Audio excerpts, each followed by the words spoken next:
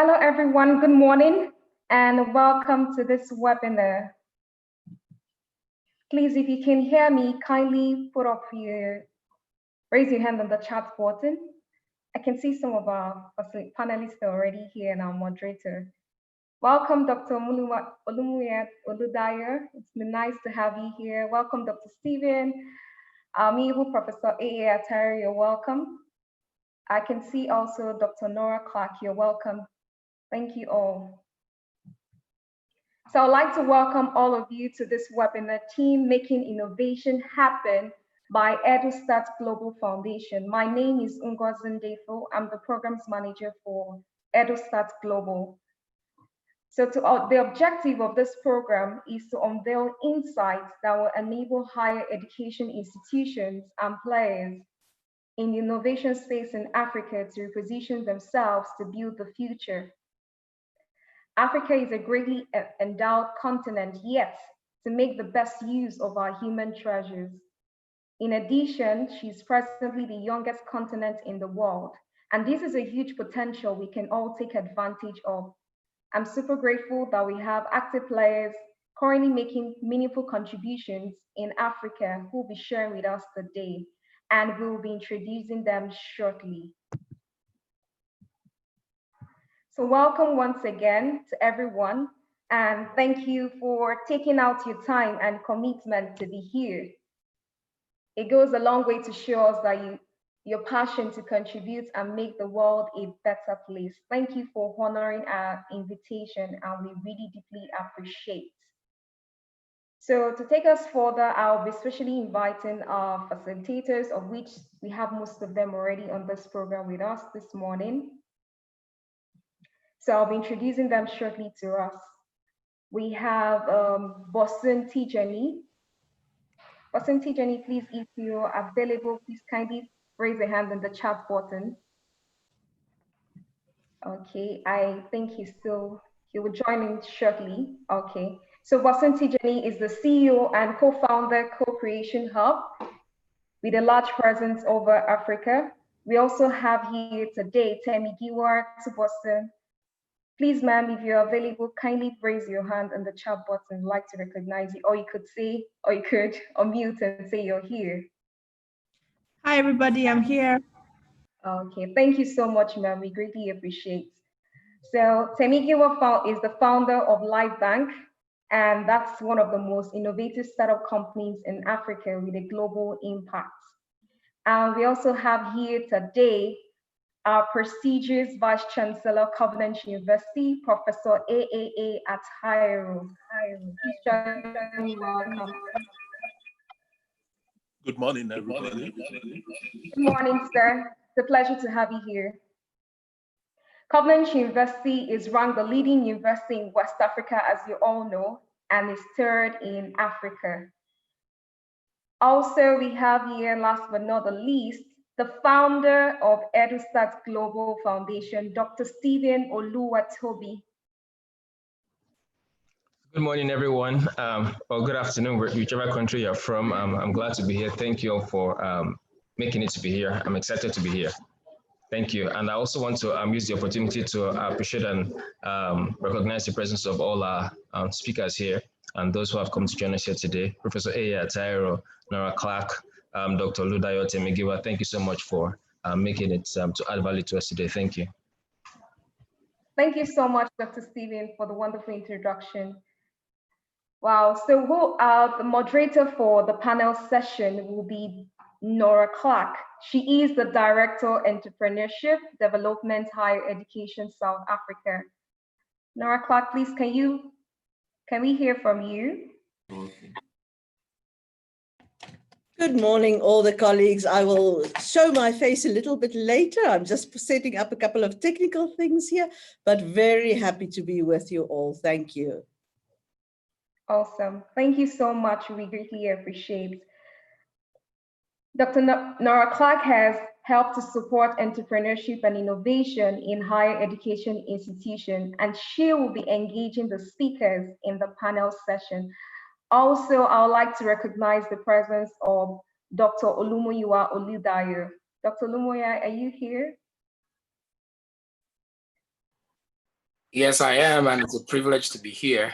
Thank you very much to EduStart for giving me this privilege to be part of this conversation. Thank you so much. It's a great pleasure to have you here.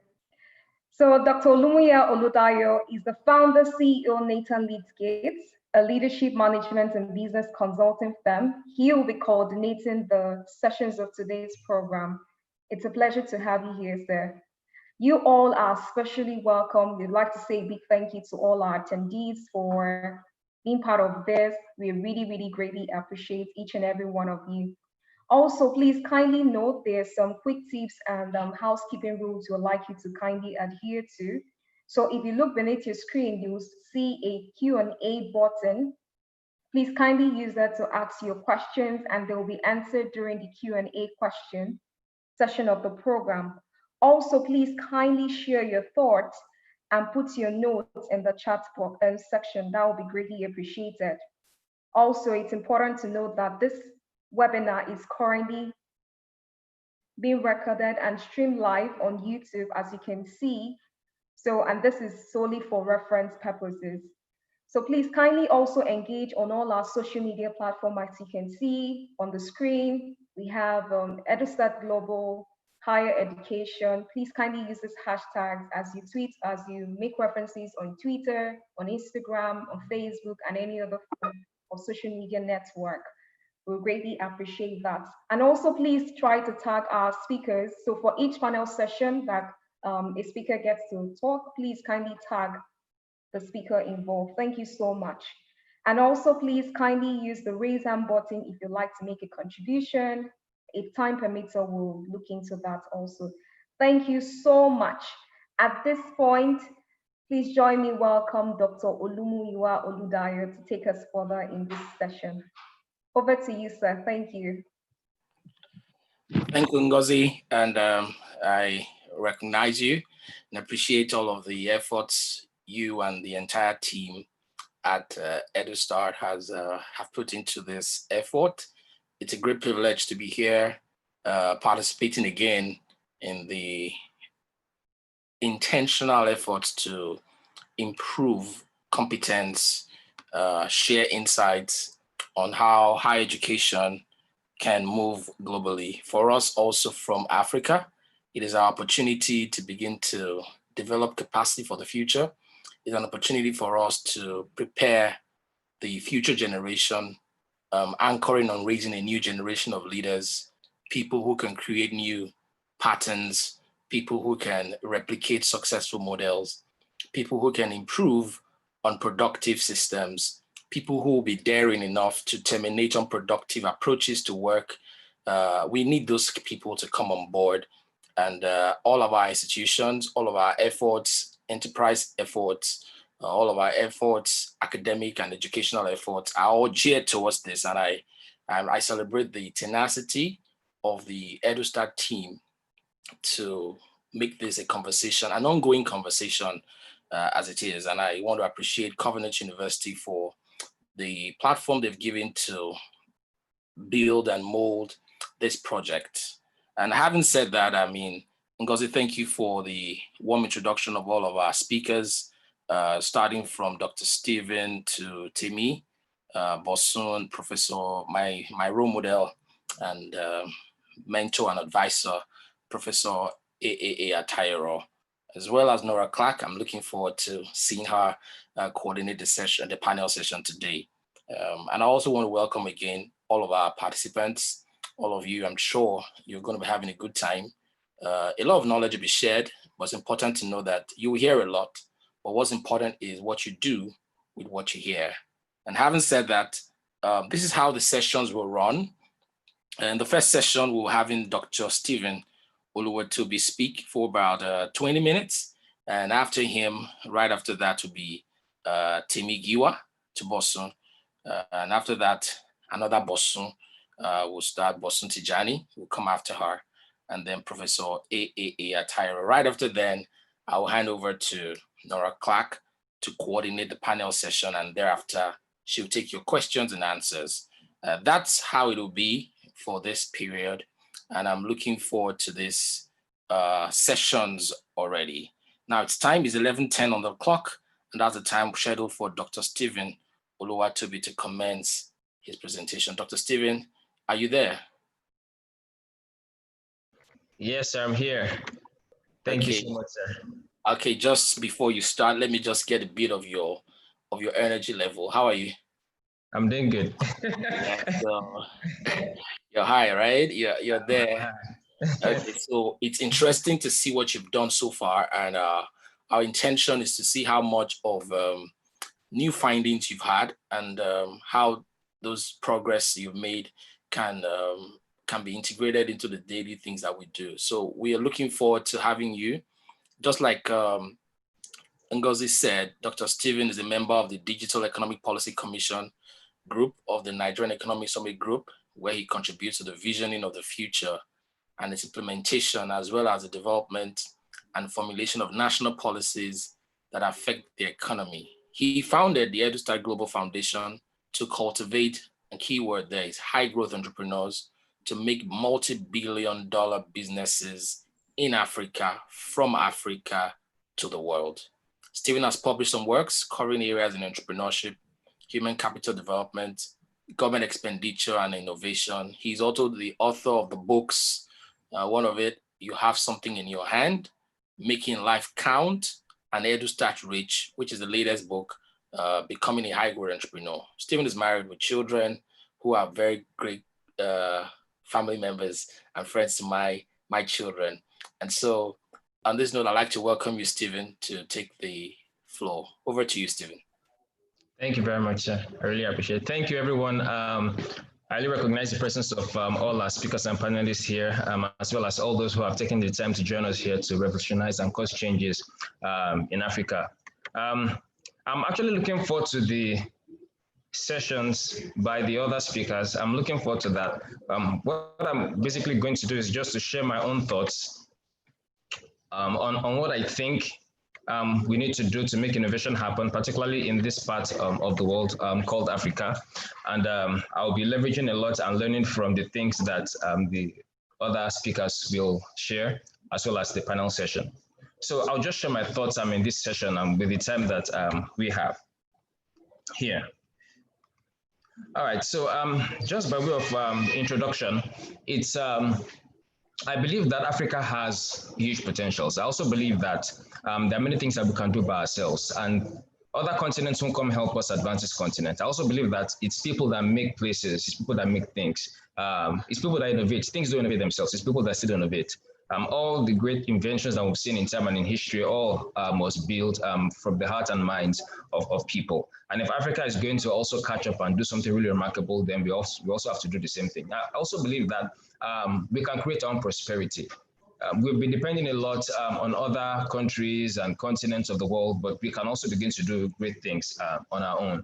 But the perspective with which I'll be looking at this is going to be from what we already have. I believe that we all can start from where we are, what we have, to do the big things that we really want to do to advance Africa. I'm very passionate about progress for Africa. And I know that as we all work together, we can make things happen and make the future brighter for our kids and grandkids and those who yet take over from those of us who are privileged to be making things happen at this time. So we can create our own prosperity, and we can do that by innovation. Innovation for me, in my perspective, is making things simpler, cheaper, better, faster. And you can't separate being an entrepreneur from innovation, because it has to somehow be sustainable. It has to be impactful. It also has to make some money to ensure that it's happening. I will be looking at it from the viewpoint of the higher education institutions and how higher education institutions can become engines for generating the innovations and solutions that Africa needs. And that will be centered around talents, people, and research. So I'll just start with Herbert Boyer as a case study, given that he also started as an academic and still an academic, but was able to use research to create prosperity in the process. So Herbert Boyer, the person who you can see on the screen, he actually co-founded the company Genentech. He discovered a method to coax bacteria into producing foreign proteins, thereby jumpstarting the field of genetic engineering. Well, he produced synthetic insulin using his new transgenic genetically modified bacteria. And following the year after he did that, he was able to figure out also the growth hormones. His work got the attention of a venture capitalist, that's Robert Swanson, who invested, and they started Genentech. As at now, Genentech has over 13,500 employees. To show how valuable the company is, Roche Group bought a fraction of the company, which is over 50% at $46.8 billion. Now, this is someone's research finding who was on his own in the lab, who created something, and then just saw the need to go beyond just generating a concept and publishing it, and saw the need for innovation and created prosperity in it. Now, over 13,500 persons have job opportunities in the same organization, and they've created prosperity, and they are giving money back to research institutions to create solutions in the same way. This means that there's a huge potential. And we could look at other case studies, like you could think of Google. Google was a research project, for instance, by Larry Page and Sergey Brin. And from that experience, they were able to go beyond just finding out something to creating prosperity in the process. So there's a huge potential that higher education institutions can also have. Another case study I would like to pinpoint here is this product called Crest. I know a number of us know the product, but it didn't just come out of the blues. This is the product that came from the collaboration between an academic and also the industry. So prior to the mid-1950s, Americans were using burnt oyster shells, ground areca nuts, soap and water-based detergent to clean their teeth. At this period, Americans developed about 700 million cavities a year, making dental disease one of the most prevalent US health problems at that time.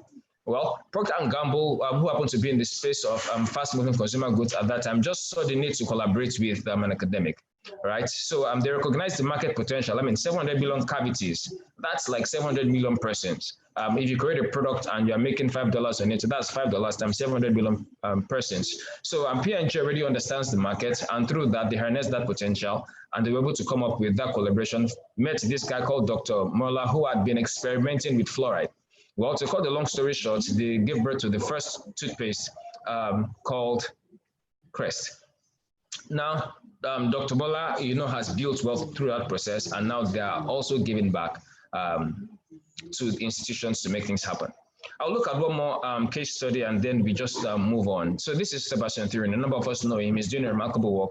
A Stanford professor, left his work as Stanford professor as a Stanford professor to do a couple of things with Google. He was one who literally founded Google X and working with Google to kickstart futuristic projects that Google actually had in mind. He had applied he had put into application artificial intelligence, and now we have like driverless cars that Google has been experimenting for a couple of years now. And he has studied a number of things. Now, this is a professor of computer science who found out something and decided to find how to apply it, and now is creating prosperity through the means.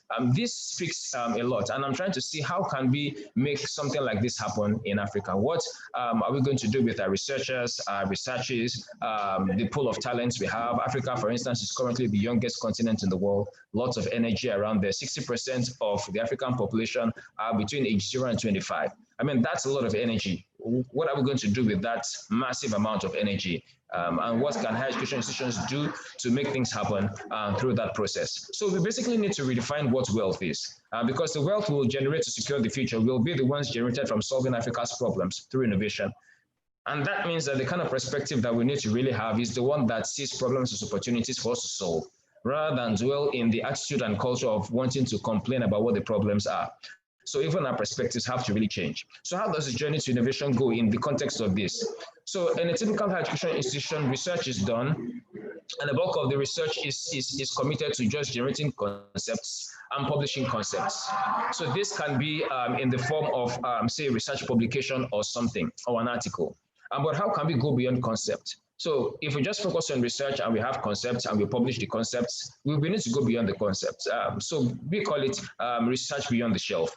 And that is taking the idea from concept to product to market to impact. Impact could be in form of revenue, could be in form of change lives. So this is the perspective that we are looking at. So let's just reflect a little bit. Noting that a crisis is a terrible thing to waste. So we have a couple of problems in Africa which we can generate concepts from and actually do something with it. And as I mentioned, it's not just about creating ideas and publishing ideas. What are we going to do with the ideas that we've come up with to transform the continent that we have around us? Because truth be told, we have some ideas around what the solutions are to advance Africa. yes, of course, there's the aspect of maybe what the policymakers or the government are supposed to do, but how can we drive development from the ground up? Because even those we call leaders or policymakers still come from the people. So how can we drive such change from the ground up? So let's think a bit and just reflect, noting that there are issues and things we could call crises in Africa. Like someone said, it was Porama who said a crisis is a terrible thing to waste, meaning we can take advantage of a crisis and create opportunities and prosperity in the process. So let's just think a bit. Now, how has COVID-19 affected food, education, commerce, or security, even right now? I mean, we are rethinking a lot of things now. How has it affected education?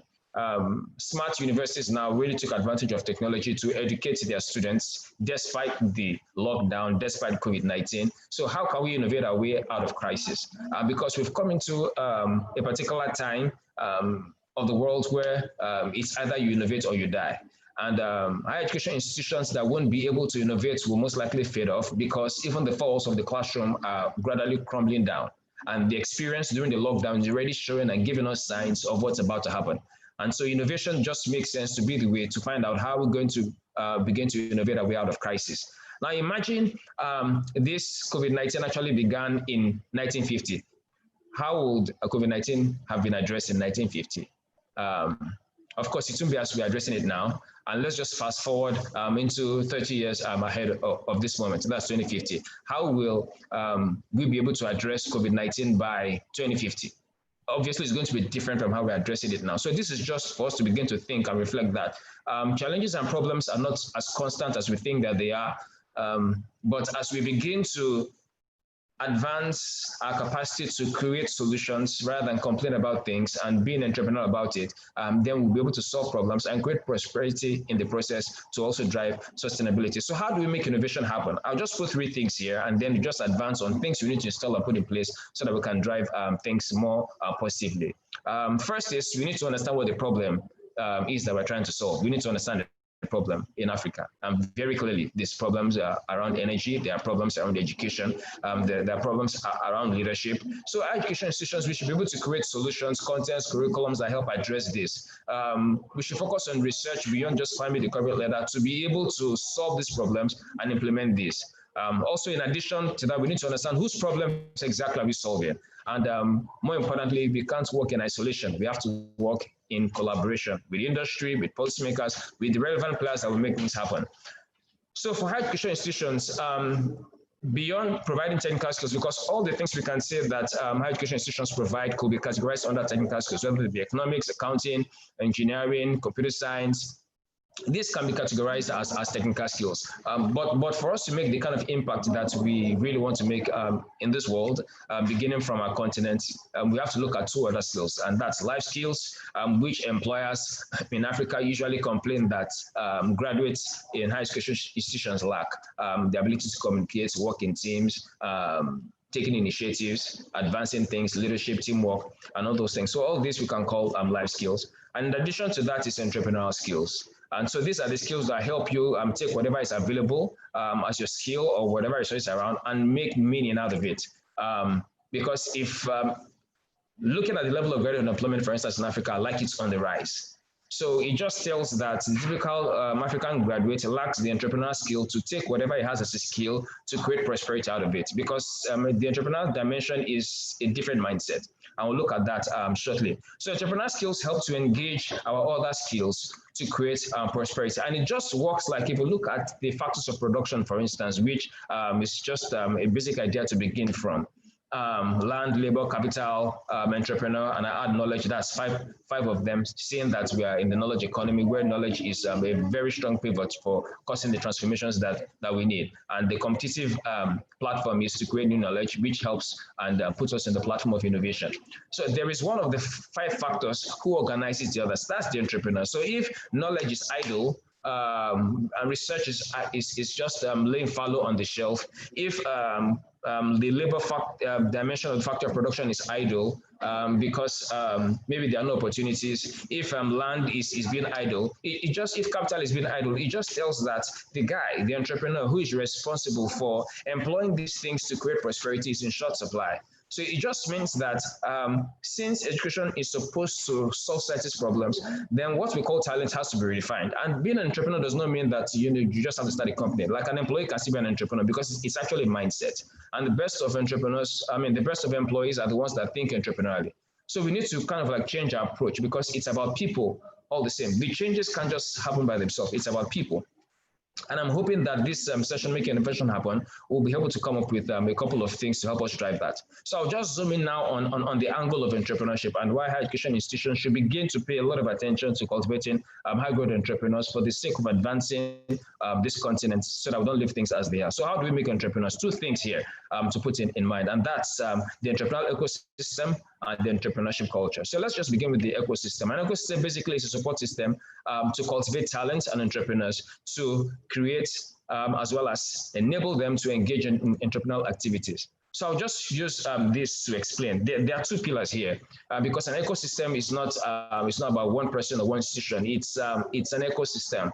It's an intersection of a couple of things. So I consider that there are two legs that make a sustainable ecosystem, and that's the talent development leg and the incentives leg. So the talents here, that involves, entrepreneurship education, entrepreneurial mentoring, and industry exposure given to the students, to the talents, entrepreneurial action and exercises, actually starting something, failing at it, succeeding at it, learning from the failure, building something new, moving forward, making mistakes. Also, the dimension of innovation capacity.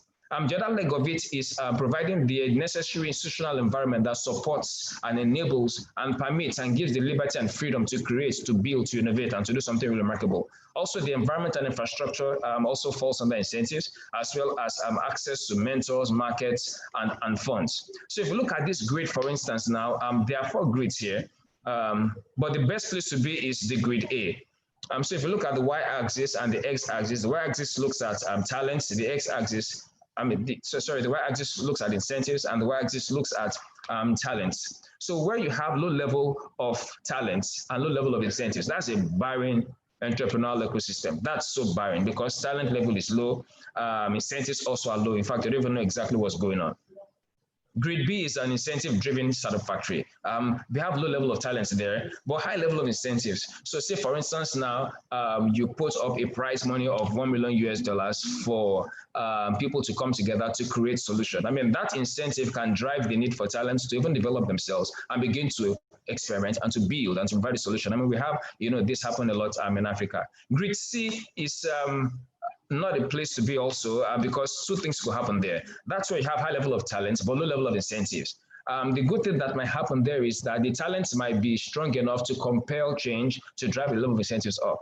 If not, what will most likely happen is the loss of talents because smart people having high level of, they have high talent level, but incentives are low, meaning the environment is not conducive. We find those persons, move and leave Africa, go to other continents, to advance other places, advance other continents. But the best place to be is grid A, where we have not just high level of talents, but we're also able to provide the enabling environment and incentives to make that happen.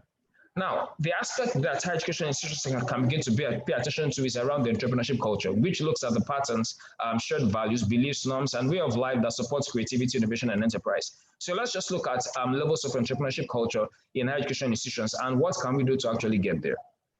So let's look at the 5 levels and figure out where exactly we are. So at the level 0 of the entrepreneurship culture in education institutions is the level where we just focus on the theoreticals and just, provide the theoreticals. This does not mean that those are bad. It just means that that's just the foundation that we need to build on because the theories still give us the foundation to build on. We need something to build on. All right, so the bulk of the effort here is on theoretical teachings and learning. The motivation is great and the prize is the professor. And we need to step up a bit on that. And this brings us to level 1. Here is the teaching of entrepreneurship in education institutions. Not just for the students, but also for the faculty who needs to be entrepreneurial about their research, to go beyond publishing concepts, to actually building solutions. So here, attention is being given to teaching and learning about entrepreneurship. It is done mainly in the classroom and augmented with some hands-on skills acquisition.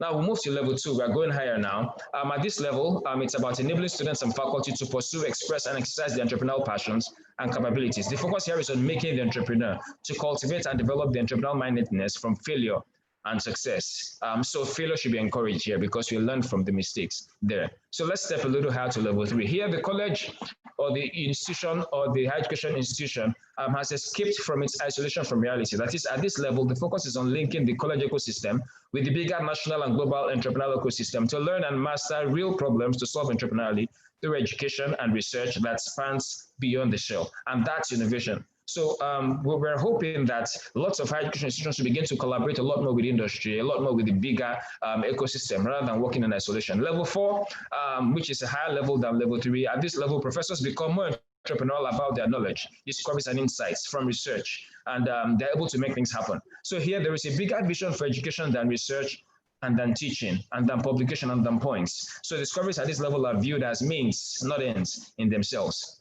Now, the place that we look forward to getting institutions to be is level 5.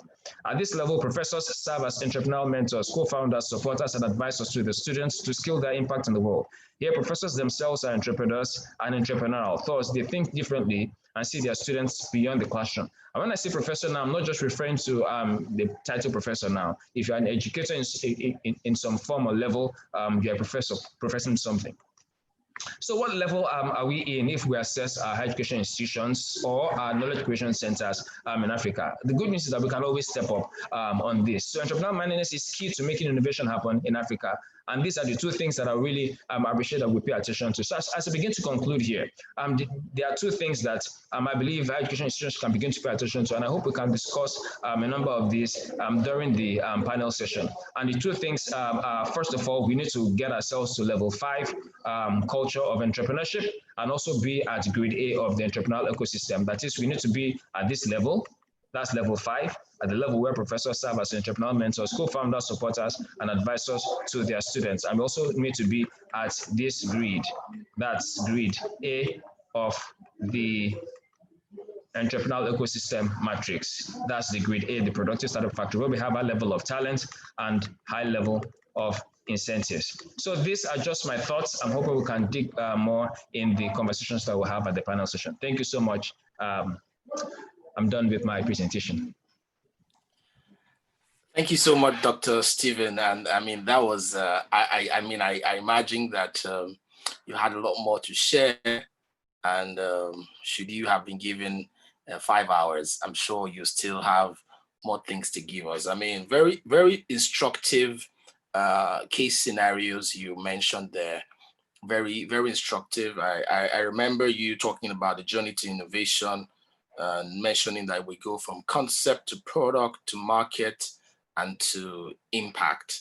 I hear you clearly saying that crisis is a terrible thing to waste. We are in a crisis, global crisis, and this is an opportunity for us to solve problems. And you said to us, some of the ways to make innovation happen is to understand the problem and focus on whose problem we're trying to solve, because there are different layers of human beings and categories of people that we need to pay attention to. So focus on whose problem, and then you talk about collaboration. Those 3 pillars of making innovation happen: understand the problem, knows whose problem you're solving, and partnerships. I mean, I like the fact that you identified 3 core skills that HEIs, higher education institutions, need to focus on beyond technical, which was the first. You said we should also look into life skills and entrepreneurial skills. You wrapped up by making very solid recommendations on where we need to be, particularly talking about how we could make entrepreneurs,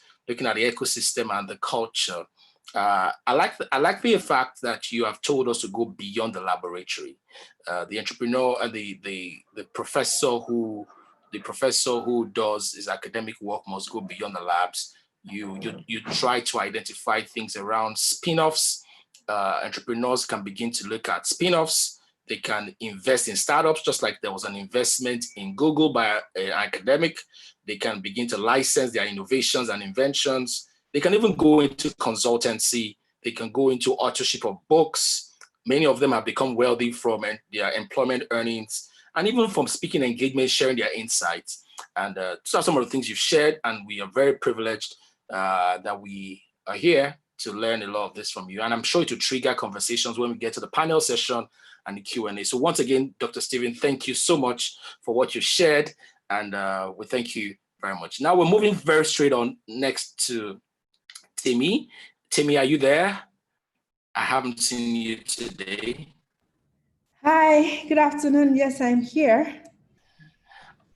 Fantastic. It's going to be great if I see your face. And I mean, it will mean me seeing you again. The last time I saw you, we sat on a panel together at Upgrade Conference for the Edge Church. I mean, you possibly should remember. Sure Hey, thing. look at I'm very good her. to be here. Welcome, welcome, welcome. Good to Hi, see you. everybody. Good to see you.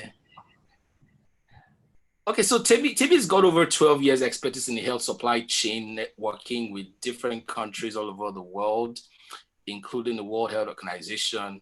Her work spans across designing and launching health programs in Africa. And I like the fact that you're doing something great globally from Africa. Talk about her education. She obtained a bachelor's degree from Minnesota State University, the prestigious Minnesota State University. She went ahead to get a master's degree of international studies at Montreal. Notably, Timmy is a recipient of a $250,000 African Entrepreneur Award. And the Jack Ma African Business Hero Award. She's got proofs, she's got results. And for Timmy, she believes that no African should die from a shortage of essential medical products at hospital level. And her mission is to save 1 million lives. This is an innovator. This is a woman who's made innovation happen. And we're glad that you're here today. Timmy, is over to you. Will you share your insights? Thank you. Sure, absolutely. I think I sent a presentation. I don't think I can share my screen, but it would be lovely to share a brief presentation. So I hope the organizers can help me out with that.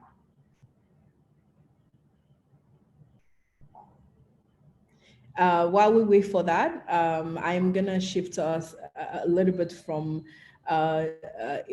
making a presentation on innovation thought, which was, Stephen, that was really fantastic. I think what I would like to do is to now show how innovation actually happens in the startup ecosystem and in partnerships, and how we can leverage partnership to drive innovation, to drive research, and to solve critical problems in our community. So I'll start with, while I wait for the presentation, is it gonna happen? Oh, great, I can now present. Just give me a minute.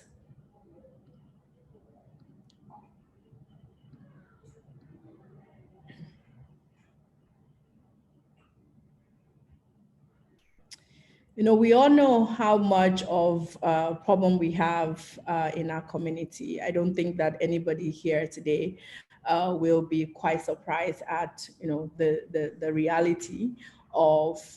So Timmy, I think we got your screen up there now. Yes, thank you. I think generally we all know the problems we face in our community. We know the problems that we have in healthcare sector. We are all aware of, so I'm not going to go into the major problem in our health sector. I think COVID-19 has shown why it's so critical to solve the critical problems in healthcare, and make sure that we build a health system that is resilient, flexible, and that can help us respond to critical medical emergencies.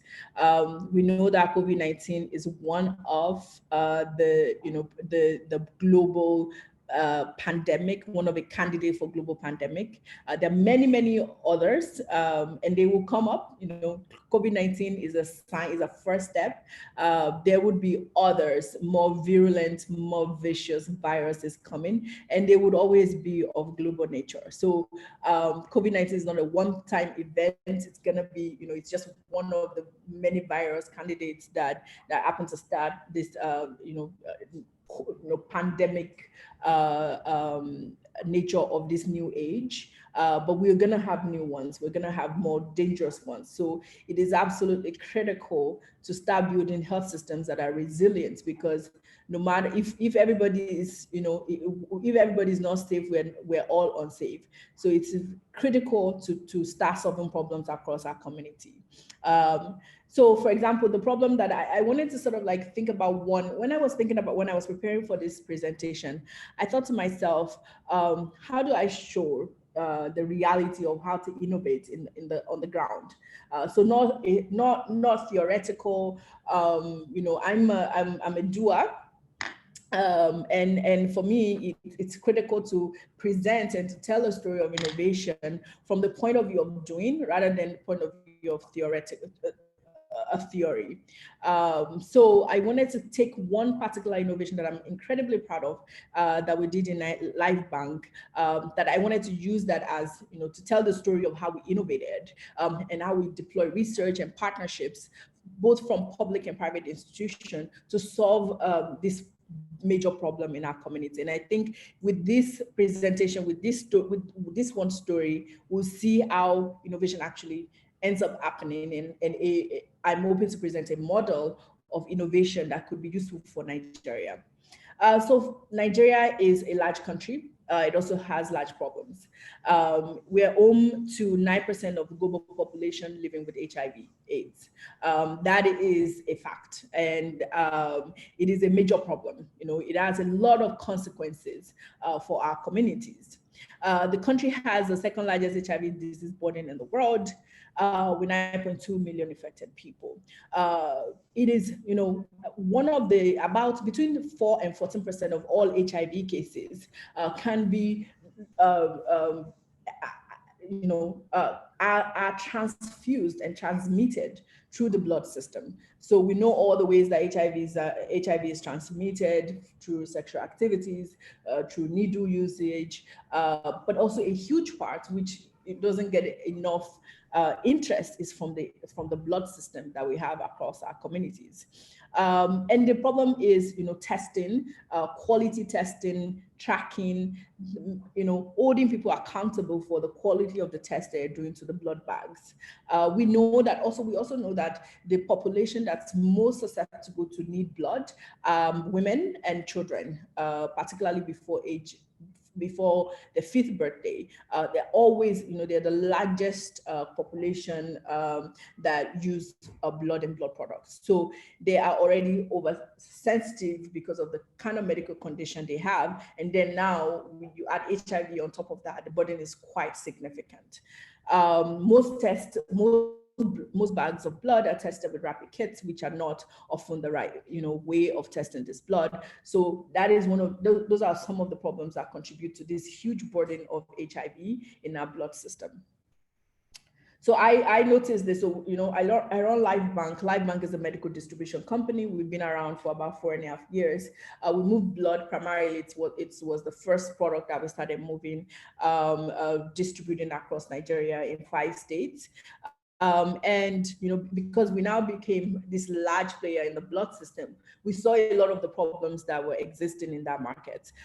We would, regularly we would, have to replace blood because it has been tested positive for these TTIs, and would have to do a lot of work. So that really showed us the problem. And I think more so than most people, we saw how critical it is to try to solve this problem.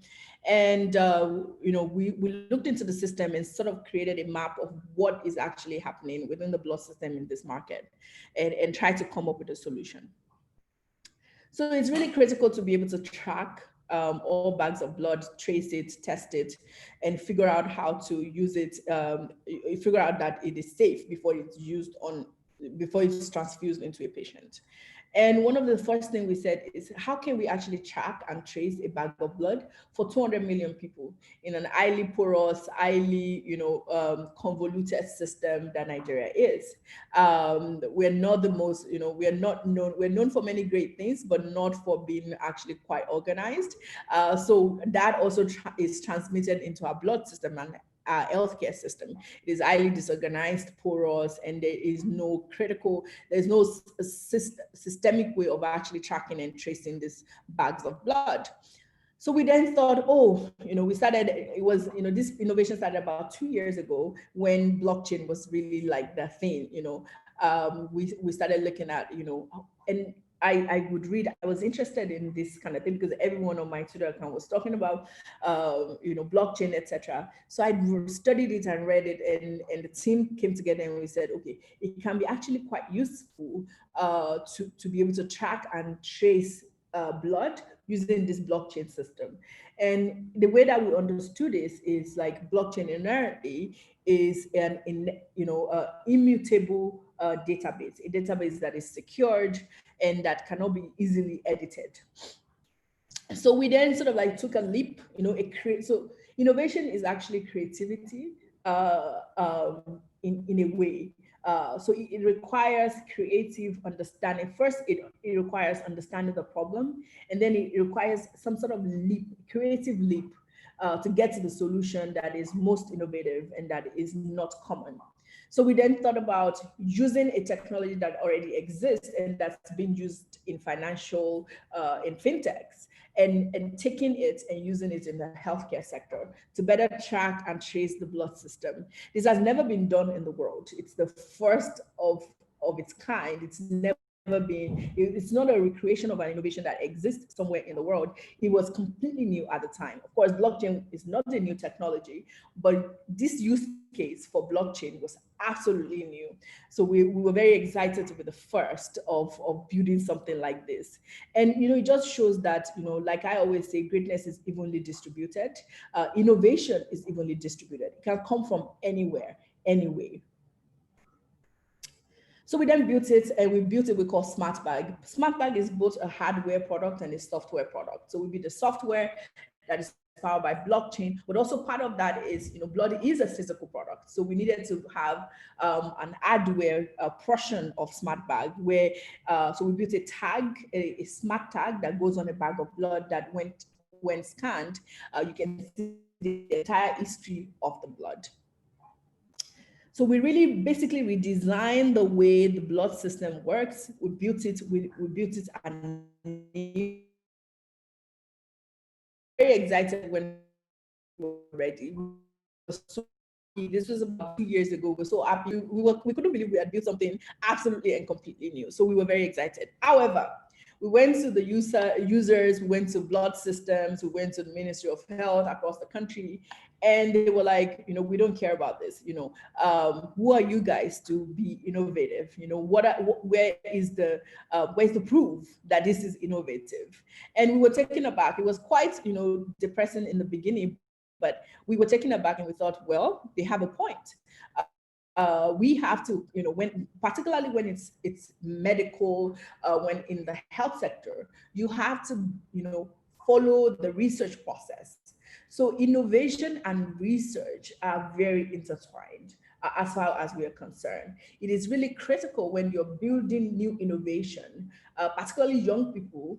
In a startup, we always have this bias towards action. We're ready, people say always ship, always stay shipping, etc. But when you move fast, you don't, in healthcare, when you move fast, and you break things, it is people that you end up breaking. So it's really critical to make sure that we're moving fast, yes, we're being innovative, yes, but we're doing it in a way that is provable, that is that can be recreated by other scientists. So science and research is really critical part of innovating for healthcare.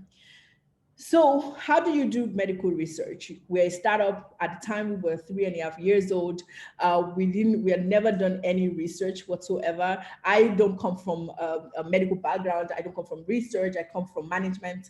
And that's what I spent my career doing. So I had no experience with doing medical research. So I knew that we needed the right partners.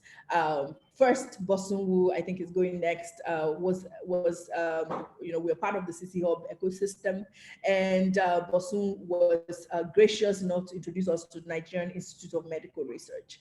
And I think that was the first foray into the idea of research for me. I was really excited when I met them.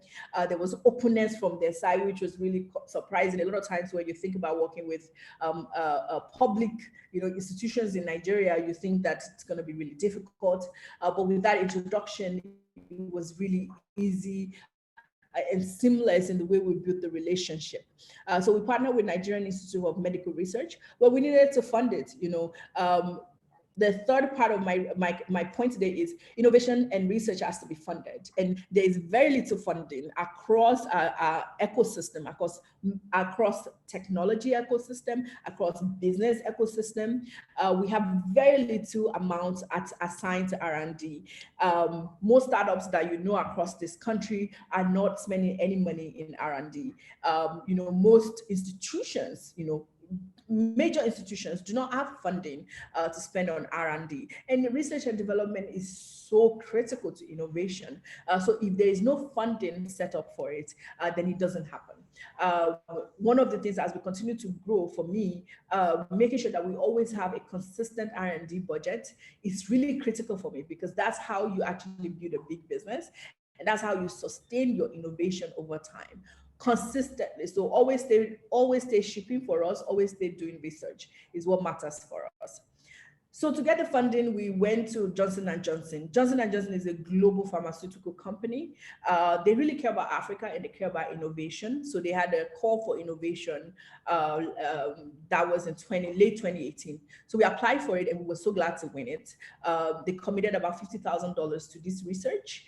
And with NIMR, Nigerian Institute of Medical Research, Johnson & Johnson providing technical assistance and funding, and LifeBank being the technical partner in terms of actually building the technology and actually creating the innovation that is then tested by the research institution and funded by Johnson & Johnson. The three of us came together and created a clinical trial that would test, or a clinical test that would find out if the claims we have made with SmartBag is actually correct. And we're building in a way that it would be replicable by other researchers. And what's going to happen is this is going to change the face of research in healthcare. Our goal is to be able to build a system that is universal in terms of the way that a system that actually builds a smart system across the blood value chain in Nigeria. This is a brief about what the research looks like and who's going to do what, and we're really excited to launch this research. It's going to launch on the 1st of September at Nigerian Institute of Medical Research. We're really excited to start. It's been a long time coming, building our capacity to do research, and it's really going to be, for me, I'm really excited that it's going to be a good first case of doing research that matters and that solves local problem in Nigeria. Additionally, it's not just enough to do one research. It's really critical for us to build an ecosystem of doing research on blood and blood system. So we then decided to create a center within NIMR, housed within NIMR, that will do continuous research. So it's not enough to just do SmartBags research. It's really critical to start building infrastructure, the system, the foundation for doing continuous research. We have a couple of other research questions that we'd like to test out, and we've now built this smart center that would continuously do research on blood and blood system. We're really excited. We're also launching this on September 1st. We're really thrilled to see the way that this center is going to transform doing research and building that R&D technical capacity to do research and development for our company and for our startup. And briefly before I end, why is this so important? Why is research and innovation, why does it matter, right? Why am I having this conversation with you guys today? I think there are a couple of critical things. It's really important to solve local problems. We know our problem. I like to say that, if you need to figure out what problems are in one particular area, just call it Nigerian. They will tell you from top to bottom all the problems that they see. We're very good at spotting problems. Now, taking that leap to solving those problems are really, often a problem for us. So for me, it's really important to solve the local problems we see, particularly entrenched problems. And the way to solve them is to be innovative and do research that then allows you to take a leapfrog on solutions that will solve these problems that you're seeing in your communities. We have to create jobs. I think the first speaker mentioned how it's really important. Prosperity is important. What is, if we want a prosperous country, And I think that's what every Nigerian wants, no matter what their tribe, what language they speak, no matter what, every Nigerian wants to live in a prosperous country where anything is possible, where their dreams are possible. So for me, I think it's all important. Those of us in the startup ecosystem, it's critical for us to build to start doing the work to build a prosperous nation. And how do we do that? We need to create jobs. It's the first step. We need to employ people, create jobs across this country so that those 30 million, I think recently I read that about 36 million young people are out of a job. And those are people who don't actually have a job, not people who are poorly employed. Those ones, we need to get them jobs.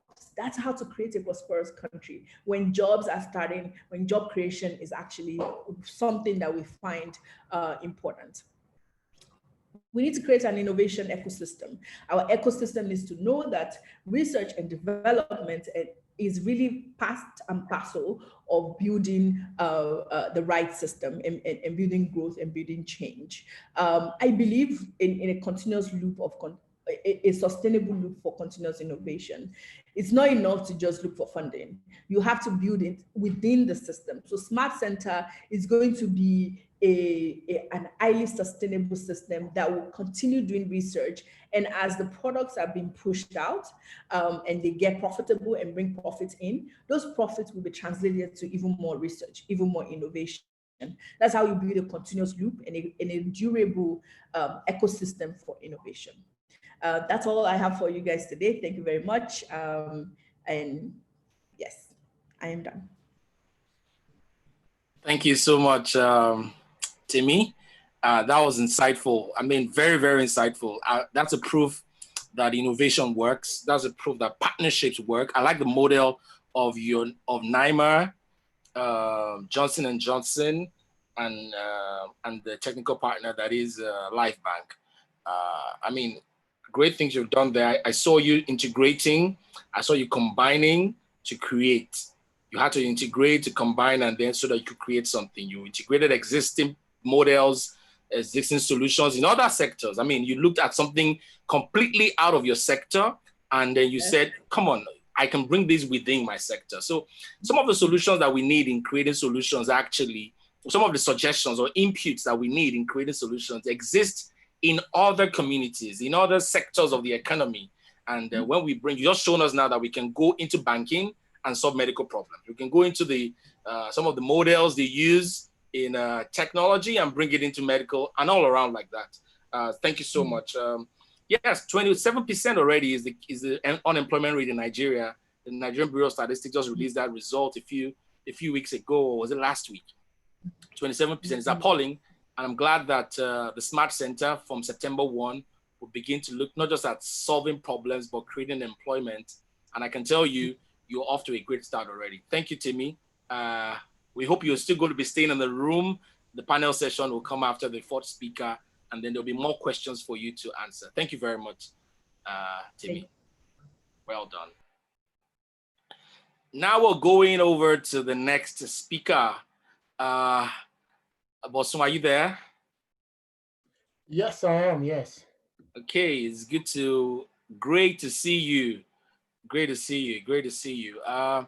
When we talk about ecosystem, I mean, Nigerians and participants in this event, this is one chief ecosystem creator. I mean, when we talk about father of modern management and we talk about Peter Drucker, for Nigeria, we're looking for someone who is heralded, building ecosystem and nurturing innovation, nurturing entrepreneurs in Africa, in Nigeria, and taking them all around Africa and over the world. I think Bosun is one person. We celebrate you, sir. And prior to CC Hub, what you've done, Bosun designed and managed profitable business models for high-end enterprise solutions with the ITC, that is International Trade Center, HP, on projects supporting African SMEs. Bosun through CC Hub has been in partnership with leading technology giants and is responsible for many social technology projects, including GoFood, Safe Online, Lagos Innovation Hubs, Hotspots, IHQ. And today we have seen your involvement in the Smart Bag. We've seen how you have partnered and recommended by networking the solution that Temi and her team are producing. Your leadership also has culminated in the visit of Mark Zuckerberg to the CC Hub, his first ever visit to Sub-Saharan Africa. And that's why we call you a leader. And we're glad to have you today. Your educational background notwithstanding, your background in economics, master's degree in information systems, manager from Warwick University. I mean, you can go on in bagging degrees, but we see you as a solution provider. Bosun, it's time for you to share your insights on making innovation happen. Over to you now. Thank you so much for that introduction. Can you give me the right to share my presentation as well? I think this is the build up to my talk has been extremely exciting. I see you're frozen. I don't know if everyone can hear me. Can everyone hear me? I can hear you, Bosun. Yes, okay. We can hear you. Fantastic. The build up to this is extremely exciting. And I think the problem is that I'm just a few months into wrapping up my PhD. So I'm going to treat this. Dr. Bosun. Not really. I'm going to treat this as an academic engagement. And of course, because we're talking about higher education, I think we have to do so. Not only just that as well, but also given the fact that personally, I strongly believe that for any society to move forward, you have to understand the role of higher education institutions. And it is critical that we don't mix up that role. So what I'm going to do, even though I didn't plan it, but it fits perfectly well into my presentation, is to actually speak to what Steve spoke about, using Temi's experience to remind us that Steve's theory is not rounded enough. Sorry, Steve, because this is an academic session. I'm allowed to do this. It's not personal. It's not personal. And the reason for that, I could have ignored and just move over. The reason for that is that it is extremely important that we understand the role of universities and academic institutions in economic development of nations. And there's been a lot of conversation around innovation, which is rightly so today, and how universities needs to participate. But I think that participation needs to be rounded in approach. And the starting point for it, before I get into my presentation, is that everyone should be aware. So I'm a PhD in innovation systems, so I have the right to speak to this, on top of the fact that I've built innovation ecosystem. Okay, authority speaking, yeah. There's a bit of authority there. And so when you talk innovation in itself is divided into two. There's the element of invention, right? And there's the element of commercialization.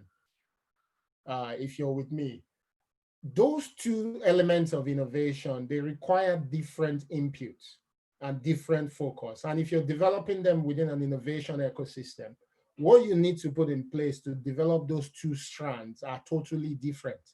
Even though innovation is not complete if it stops at invention, which means you need the other side, which is commercialization.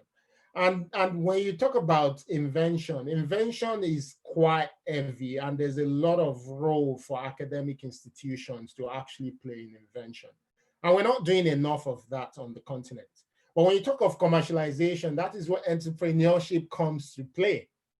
You know, which means you can invent, if you don't have the commercialization, the entrepreneurs to be part of it, it's not complete. Because once you've not taken the invention to market, you've not actually innovated.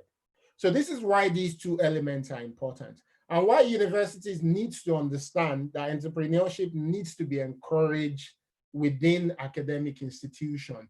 It is not the only thing that society actually requires from academic institutions. Invention in itself will start from things such as basic research. This has been the contention. Again, I spent years working in innovation consulting across Europe. And this was always the contention when the European government started to try to get more universities to think about the commercialization of the knowledge that they generated, which is rightly so. But there's also the conversation around how basic research feeds into applied research. And if we're not doing enough basic research as a society, you will not have enough findings and knowledge that can lead to applied research. Are you seeing my point here? Which means that as we focus on entrepreneurship, we cannot afford to lose sight of basic research and invention and the role of university. And Temi's point alluded to that. If you look at the role of NIMA in that project that they're conducting, and Temi only used one example. Temi didn't also mention that during this pandemic, for instance, the most well-coordinated testing system in Lagos State was put together by LifeBank alongside NIMA, funded by Sterling Bank, the software developed by CCL. But in that whole loop, NIMA, which is the only medical research institute in the country, didn't have to do anything around commercialization or entrepreneurship. Their role was strictly on deep research elements of the work. And that's what brings me to my presentation. I want us all to pay attention to this. As we all know, you must all have seen where we are as a society, where digital revolution is indeed shaping so many aspects of our lives tremendously. So you will find that things like affordable computing is changing how we perceive innovation, whether it's innovation in agriculture or in public health or in education. Digital computing is changing it because it's not a lot cheaper to apply this technology today than it was 10, 15 years ago. You can also see that democratization of knowledge is part of digital revolution. Before, you need to go to top academic institutions to be able to access certain knowledge and to be able to innovate in certain ways. But because of the availability of the internet and connectivity, knowledge is somewhat democratized today, which means you don't need to have a PhD in a certain things to speak to it. You don't need to have years of experience in a certain thing to speak to it because access to knowledge is now commonplace. The other bit is access to information in itself. Before 10, 15 years ago, you probably need to read the newspaper, you need to go to the library, you need to do so many unique things to access certain information. But today, information is readily available. And not only is it readily available, I was at an event about 2-3 years ago with the founders of Google. And they were making a presentation and telling the whole room that their goal for the next 5 to 10 years is that not only will we get information that we need as humans, but before we need the information will come to us, which means the algorithm can actually determine what sort of information you're going to require before you ask the internet at all. So the information will come to you. And for those of us who know this, you can already see it in marketing, where you probably send an email to someone about a product, and you go online onto a website, and that product or similar product is being shown to you. This is the level that digital revolution is taking access to information. You're also going to see things around automation, human-machine interaction. All these things are changing the way we innovate.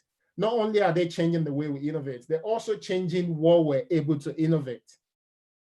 Which means when you look around you, you will find that digital revolution is affecting healthcare, the work that Temi is doing, for instance, which is now they're changing the face of logistics around how we move medical supply. Things that were not possible 5-10 years ago, they're now possible because of the work that Temi is doing. It's the same thing with what they did with COVID-19 testing. It's the same thing with what you see with telemedicine. And it's the same thing with what you see even in genomics. So digital revolution is already changing healthcare significantly in that space. One sector that digital revolution is changing that we all know and relates to the people on this call is also education. Andela is an example. But beyond Andela, you also see things like Coursera, you see platforms like that are changing the way education is done, that are moving the focus away from actually going into a brick and mortar institution to acquire your degree. Digital revolution is changing education tremendously. Digital revolution is also challenging education, whereby teachers and lecturers are now being forced not to just be instructors, but to become facilitators. So schools where you find that teachers and lecturers are still instructors do not perform as well as schools where teachers and lecturers are facilitators, because they are now meant to be facilitator of knowledge, not instructor, because the student can find the same knowledge. So the role of teachers and lecturers today is to facilitate and make sure that students can find the right knowledge and as such apply that knowledge. So I'm not going to go deep, but you can find the same thing in agriculture, how digital revolution is changing innovation in agriculture, how digital revolution is changing the innovation in transportation, and how it's changing innovation in energy. And this is what brings me to what I believe that the role, and this is a thinking that is not just my thinking, it's also based on what World Economic Forum has done some work on, right? It brings me to these 4 things that academic institutions, I've used universities loosely here. It could be polytechnic, it could be, teacher training college, but higher education institution. This is what I believe that is their emerging role in the society. And for any higher education institution that wants to survive in future, they need to be able to see these things well. You can see that fostering entrepreneurship is still there, which is not saying that what Steve presented is totally wrong, but it's just a subset of how higher education institution needs to be thinking. It's just a subset. You can't focus on just entrepreneurship. And you're going to see why. So one of it is first exploring the nexus of technology and society. And for me, actually, more than anything, I think this is more important role for academic institutions, in the world today, and also in Africa more so, because a lot of this technology and innovation that we're seeing in society, there's no guarantee that they will automatically benefit humanity. And the greatest obligation for a higher education institution within the digital revolution space is for them to provide that academic and guidance, the research to help us show that this way of doing things, that the way we're pushing the boundaries in society, that they actually work for the society. And in the long run, is not going to lead into a problem. I don't know how many of you guys have been part of calls lately where people have webinars like these and they've been hacked. Children have been on webinars like this and they've been hacked. We're saying to people within the education space that technology is the future, but we have teachers in a country like Nigeria that we've not trained to be able to use technologies, appropriately. So we're creating a future where the teachers are disconnected. Who's going to help us realize this? The innovators don't do that work. Innovators are extremely excited about the future. They don't look at the ethics elements of their innovation. They are not like philosophers who look at the impact of this innovation on society. And we need to realize that innovation can be good or bad. So that leadership needs to come from academic institution. And it's not saying we're not asking academic institution to push back on innovation, but they need to bring the ethics elements, to every innovation and help society determine whether that innovation is good for us or not. And if it's good, what are the things we need to put in place to ensure that it doesn't affect us negatively? This is an important role for academic institutions. In developed world, academic institution gets paid significantly to perform this role, because any proper organization that is responsible will make sure that when they are innovating, they have an academic institution as a partner who will help them check. Because if they break the law or do something that is negative to society, they will be responsible for it. And that can crash the company. So it's not just about innovating. Is your innovation inclusive? Is it productive for society? So academic institution can perform this role and actually make significant wealth from it as well. The second thing is encouraging collaboration in private sector, right? There's a lot of competition out there, generally. And, so university needs to develop a new partnership with leading companies, foundation, and other research intensive institutions. Temi mentioned NIMA. Since we started a relationship with NIMA, NIMA has been engaged now. We've done a medical trial with them on tuberculosis. Temi has done stuff with them. There's another startup that we support that has also done trials with them. There are people in the UK that are building ventilators that we've introduced to NIMA that are now going to be doing trials with NIMA. So even the quality of the work that NIMA is doing is going up. But not only is it going up, and for academic institutions locally, recognizing that innovation is becoming the bloodline of every competitive society means that by partnering, you can understand what sort of talent is required to power that innovation. And it means you can tailor your academic courses, your curriculum, of course, working with NCC, but also within in terms of how you teach, such that you're grooming talents that can immediately be relevant in society. Covenant University, for instance, is quite strong in being able to point to entrepreneurs. This may also be responsible for Steve's thinking, which is fine, but it shouldn't stop there. We need much more. Academic institution needs to do much more than just churning out entrepreneurs. Entrepreneurs are not the only thing that we need in society. And this is coming from me, that I've spent the last 10 years of my life championing the cause of entrepreneurs. But also as a PhD in innovation system in making, I also understand, I've been a student of innovation system for a long time. I also understand that a rounded society is not built just around entrepreneurs. This is the fact. Anywhere in the world is not built just around entrepreneurs. Then the last bit is, of course, I think Steve has done a fantastic job to this part of my slide. So I can skip this one. Universities and academic institutions needs to foster that environment for entrepreneurship. There's no question about it. The reason why I keep making this point is just that don't get carried away and think this is the only role that you have to play. In fact, most universities can't play this role very well, even in the West. I'm doing my PhD with University of Leicester. They're quite weak with supporting entrepreneurs. They've tried everything possible, but they're quite weak with it. But universities need to make that attempt to find ways to continue to support innovation and entrepreneurship. And I think Steve has done a good job at that. And lastly, this is my last slide. Promoting diversity, successful university spin-offs and corporate partnerships don't tell the full story.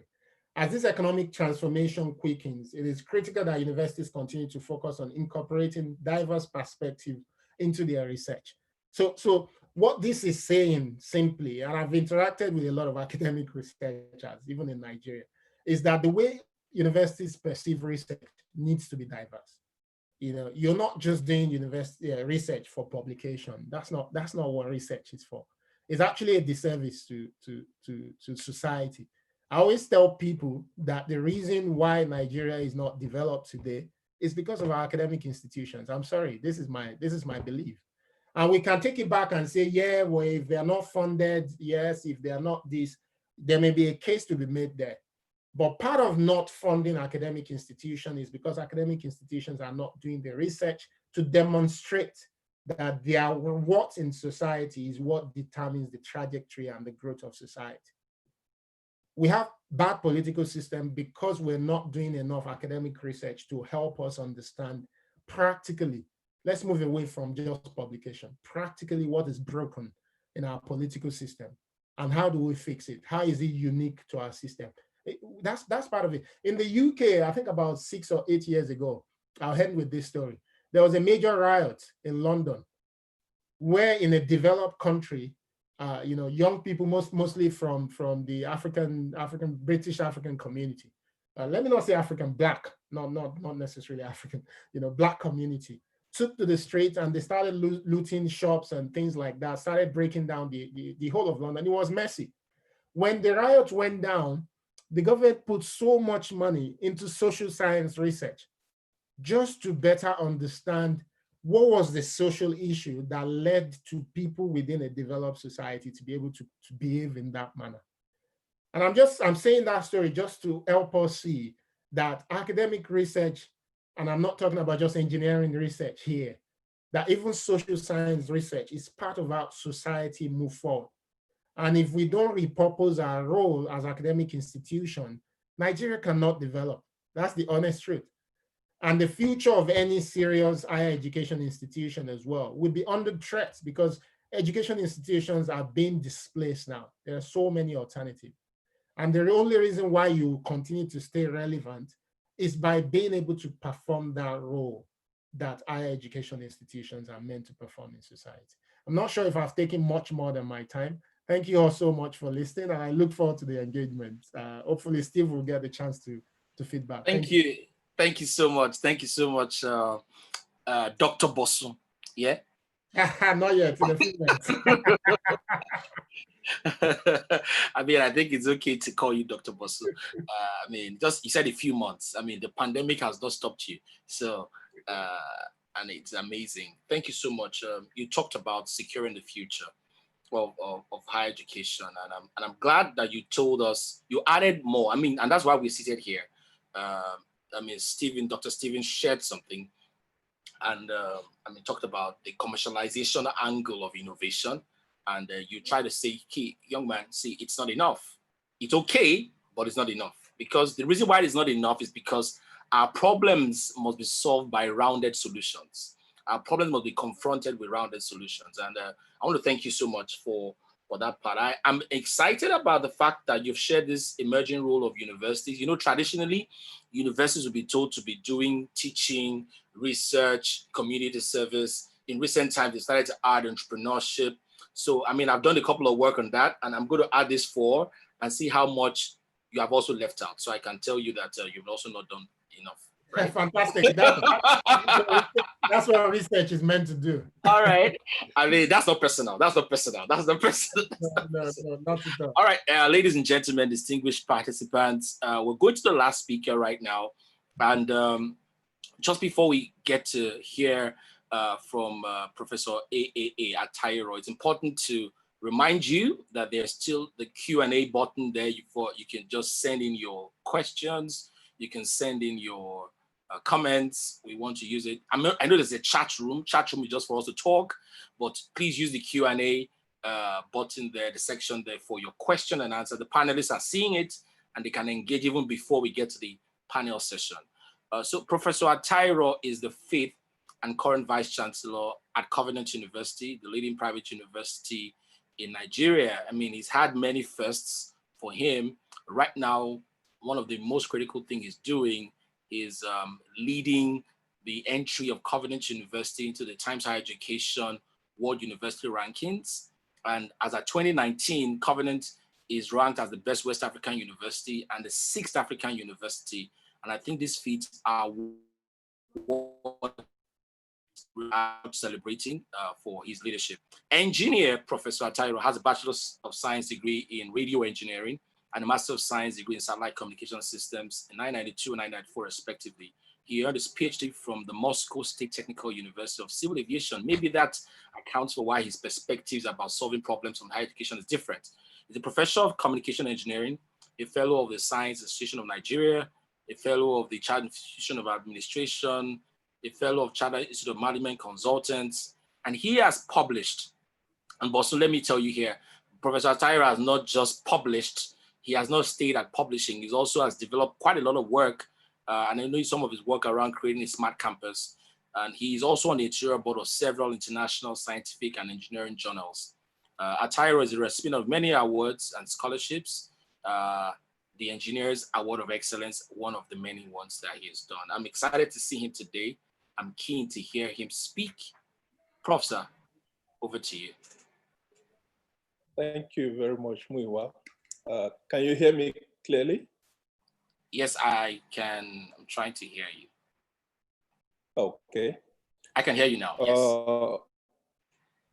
Let me start by appreciating the convener of this webinar, Dr. Stephen Oluwatobi, for giving this opportunity to share my thoughts.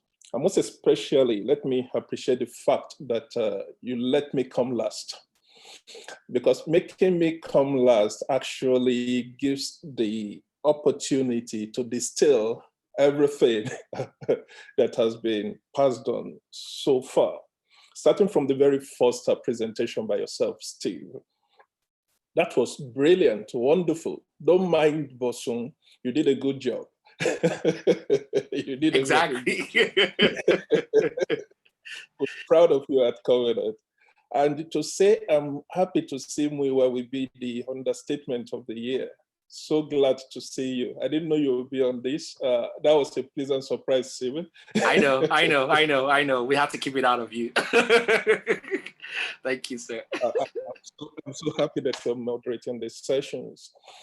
I decided I will not share slides today, because when I got this invite from Stephen, I looked through it, and in the introduction, I don't know if it's the same thing every other panelist got.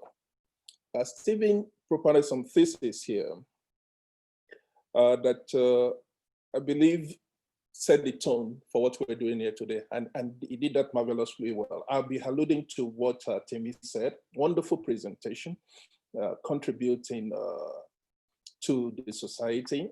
I will dwell a bit too on what Bosun just shared, the aspiring PhD.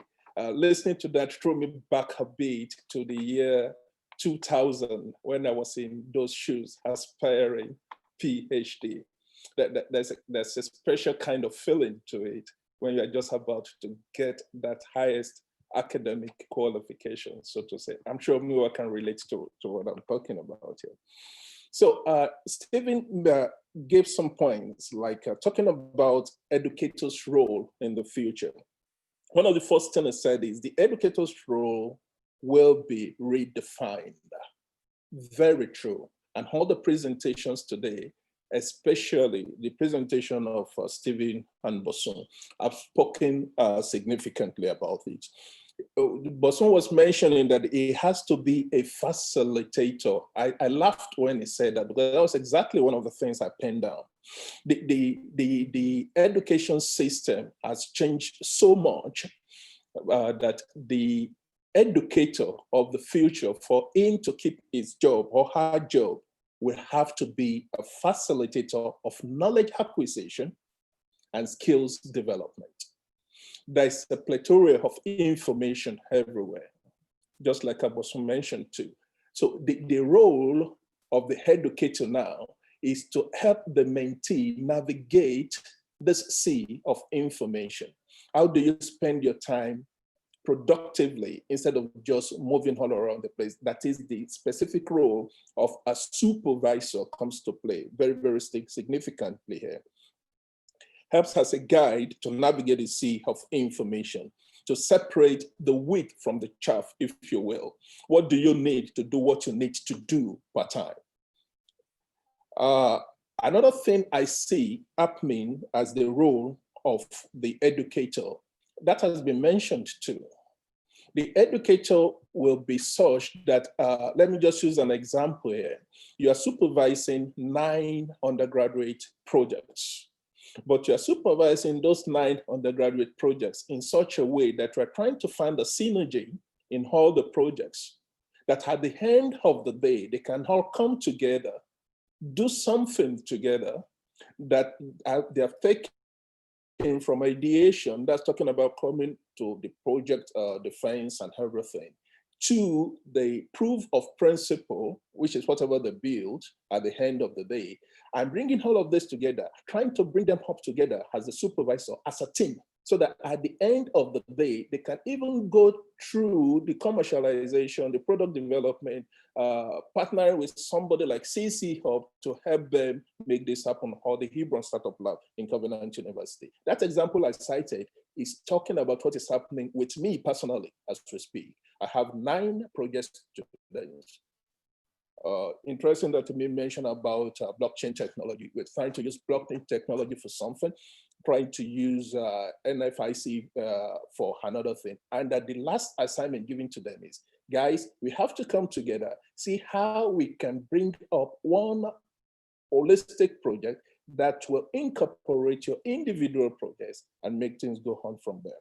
The second thing Stephen mentioned in that invitation later is the classroom will be virtual and digital. Higher education institutions must acknowledge this. It has come to stay. This is something I've always said at the Senate of Covenant University, that the time is coming when the face-to-face will not be so important anymore. So what COVID-19 has helped us do is accelerate what inertia was holding back. And I will give you an example to that. Covenant University wanted to start the open and distance learning. So we applied to the National Universities Commission as usual. So they will come for results verification and the rest of it. And one of the conditions of starting the open and distance learning is that you start with one program. Just one program. So we started thinking, which program do we need to choose so that at least we can get this started? It's just computer science. But guess what? COVID came and it was now urgent on everybody to go on the virtual platform. So almost 700 Covenant University courses are now on our learning management system. We even consider that that is not good enough. So we signed a pact with Coursera to add some elements of blending to it so that they get like 30% blended learning. And it will interest you to note that the feedback from that has been phenomenal.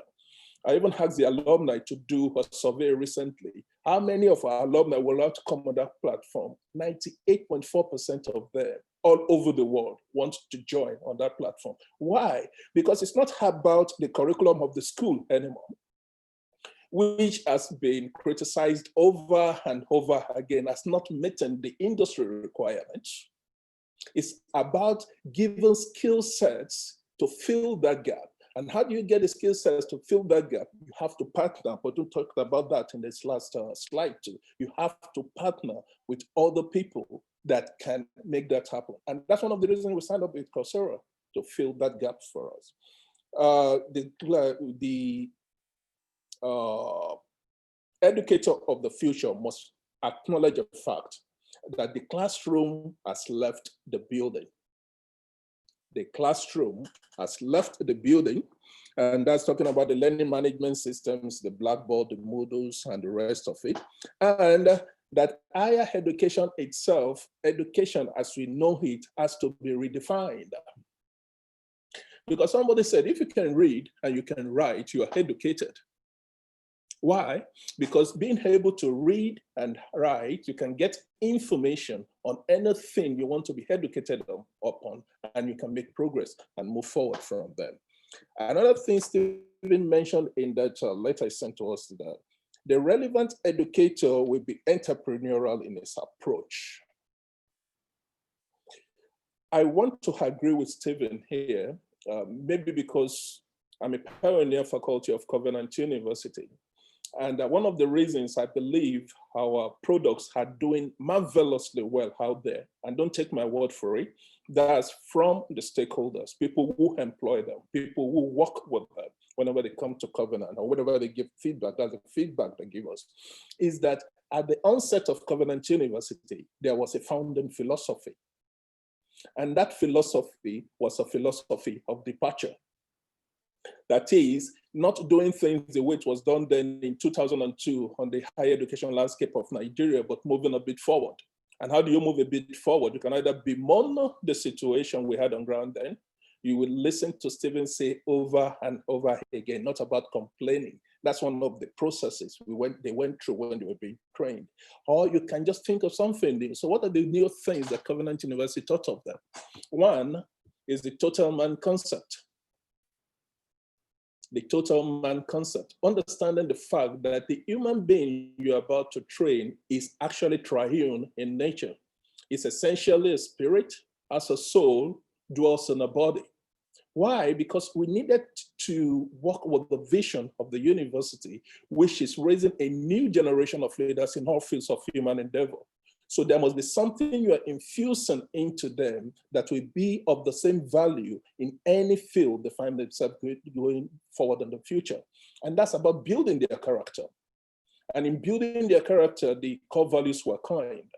Somebody said, and I totally agree with him, that anything, any skill you get over 10 years, over 20 years, the lack of character can take it from you in a second.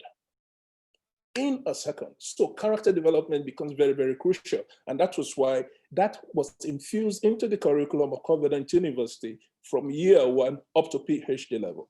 The other one was the entrepreneurial development studies.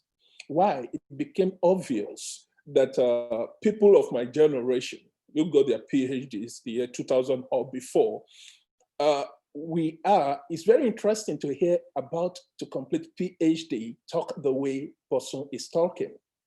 Why? Because it just threw me back to that dichotomy, that debate that has always been there. Esoteric research or life applicable research. It has always been an issue. People are always arguing about it. Covenant University moved forward. We're about life applicability. But there's a place, a very, very strong place for esoteric research. That is what Bosun was alluding to when he talked about innovation ethics. People like Euler, people like Pythagoras and the rest of them, when they were thinking the number theory, they would have stopped working on it if they ever had the inkling at the back of their mind that someday in the future, it will become the basis for mathematical algorithms that can develop apps that are useful to the society. Why? Because they valued esoteric research. They believed that if you bring applicability to it, you have watered it down. So it's interesting that this type of discussion is coming up now. The relevant educator will be one, very, very important. Bosu mentioned something where he's doing his PhD. He mentioned that they are not so good at bringing the products of their research to commercialization. I believe that's a very big fault which needs to be addressed. That is a very big fault which needs to be addressed. Somebody will say every Wozniak needs a Steve Jobs, but what stops Wozniak for being Steve Jobs? You can be the two together at the same time. So Steve Jobs is gone now. Wozniak is not moving forward, though the valuation of Apple just doubled, I was told. It's now $2 trillion. Why? Because there's another entrepreneur at the head of affairs there. If sentiment has been brought in and they say, oh, there's a co-founder here, his name is Wozniak, let him now hide Apple. Apple will be dead today. And the amount of research Apple is doing, I believe no institution on planet Earth today can match it. Why? Because they just don't have the way, no government can match it. We're talking about a company with a valuation of twice the GDP of Africa without money, but that is the product of entrepreneurship affecting research. Going forward, I try to answer the main question of the day, which is, what should higher education institutions do? Like I said, a lot have been said here. I just mentioned some things, try to validate them with examples, and we talk more about them later. The very first thing I say very, very important is that higher education institutions, especially higher education institutions in Africa, have to be open-minded and receptive of new paradigms. They have to be open-minded and receptive of new paradigms. I'll give you an example. There's a lot of things in the benchmark minimum academic standards of universities. Dr. Ludayo will understand this, being an academic himself before he went into the industry. Dr. Oluwatobi is still very much here. I believe if, as the Vice Chancellor of Covenant University, I told Steve, what do you want to do with ECHO 321 if you did not have the regiment of the benchmark minimum academic standard? That 30 units, I'm giving it to you, develop a curriculum for ECHO 321.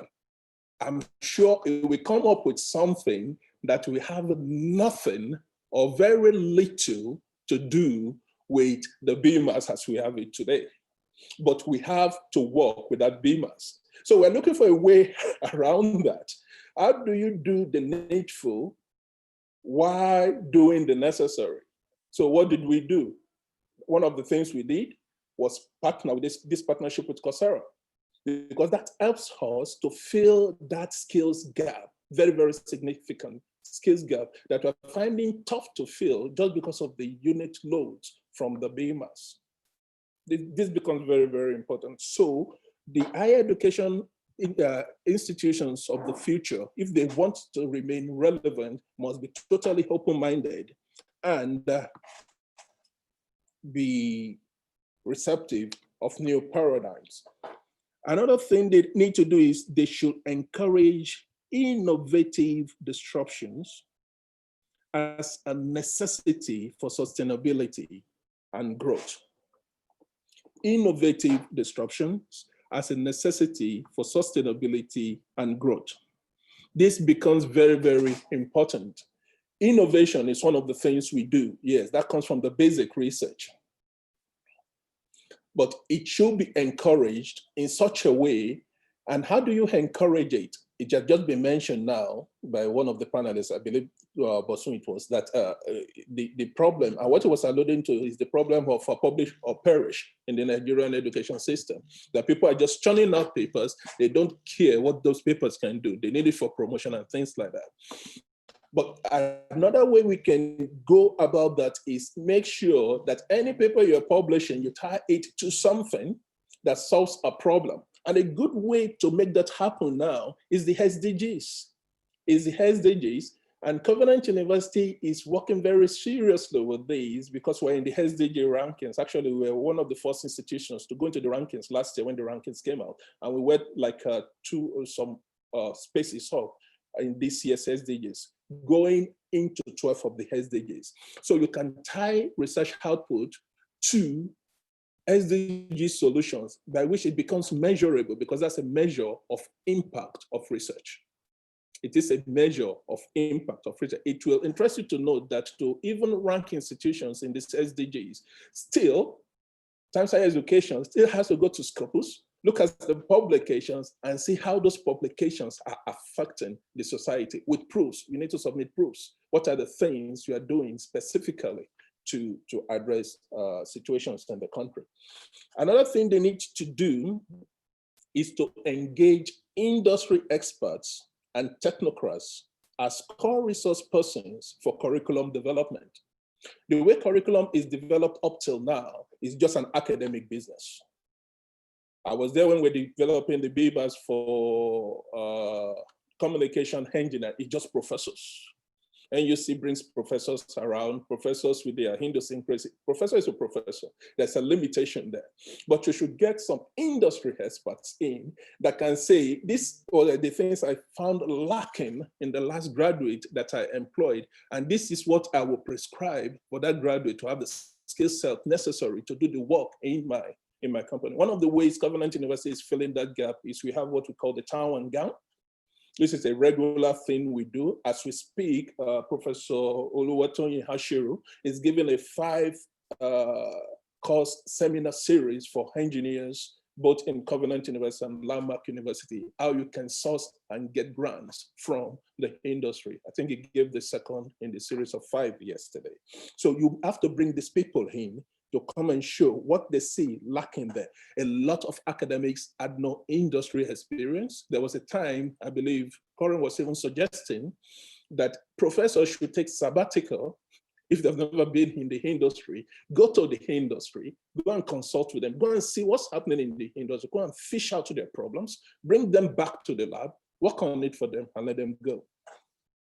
Another thing I believe should happen if the higher education institution is to be relevant the way it is in the future is to morph gradually, but eventually into research-intensive institutions. Research-intensive institutions. Incidentally, that is exactly what Covenant University has. Our plan is to transition over like 5-6 years from a predominantly teaching institution to a research institution. Why? That is where innovation happens. Everything we're teaching at a lower level, these are information that can be gotten easily these days. The basics are there everywhere. You don't have to have a BSc to prove that some people don't have the BSc, they have better understanding of these basic concepts we're talking about. That's why people like Google and the rest of them, they may not even ask for your certificates anymore. It's what you can do. So we must morph gradually. I believe the inertia will be there, the resistance will be there, but with the willpower, we're able to do it into research-intensive institutions. Why this happened for Covenant University as a strategy thing that we put in our strategic document, strategic plan document, is we were looking at Caltech. And that was when we first started with the race of being one of the top 10 institutions in the world by 2022. We found that Caltech was #1 for 5 consecutive years. So we started studying Caltech. Well, what makes Caltech so interesting? Caltech is a very small institution. So small, I think they have like 1,000 plus undergraduates and like 2,000 thereabout postgraduate. But for such a small institution, they had, the last time I checked, like 900 professors. What are they doing? Research, real research. The propulsion lab is there in Caltech for NASA and things like that. So we have to morph into deep research institutions, not only in the technology aspect, it could be in the humanities and the rest of them. We have to place a high premium on outcomes of learning and not on testing. On outcomes of learning rather than testing. The way the higher education institutions are today, how am I doing for time? So I mean, I can tell you that you can use just about 5 more minutes or 7. Thank you very much. We have to focus more on the learning outcomes rather than the testing. And this becomes very, very important because people learn at different paces. So the fact that somebody is a slow learner doesn't make him a dumb learner. Give him the amount of time he needs to get that same concept. He will get it maybe even better than the person who gets it fast and drops it and moves on. So we need to focus on learning outcomes and see how students are actually getting these learning outcomes rather than on the testing. And that's one thing I like about the Coursera platform, in that they have this thing they call the peer review. You do a test there. If somebody has taken that test at that particular time that is reviewing your work, working with the notion that you learn by teaching, okay? We have to develop methods and methodologies for, that's what I've just said, different paced learners. We have to be, I said that, more liberal, less rigid in policy formulations. That is very, very, very important. Less rigid in policy formulations. We have to adopt, this may sound, because I'm the Vice Chancellor of Covenant, I'm prescribing Covenant as the best institution or something. No, it's because I was privileged to see how it started, the things that were done at the beginning, and where we are today in 17 years. I believe there are some things are working and those things can be adopted. And what are those things? Look at our core values. Build the man will build the nation. It's as simple as that. What is the issue we have today at the highest echelon of powers is a leadership problem. So if you put the right leadership traits in people, I was hearing some things about embezzling and things like that. If these people just care a bit for their constituency, things like this will not be an issue, because these are things they will even want to do with their own funds from the spirit of sacrifice, which is our 7th core value. Okay, so there are some things that can be adopted from the Covenant University philosophy. And life applicable research, I still believe, is very, very important, if only because we are in Africa and we have a myriad of problems. So esoteric research may not be what we want in Africa for now. We can leapfrog into that, and I can give you examples very easily of leapfrogging. The funds are there in the West. They do this research. They come up with the technologies. So it so happened that very few people in Nigeria had landlines, and the teledensity is now smaller than the population. Why? Because we leapfrog into the GSM technology.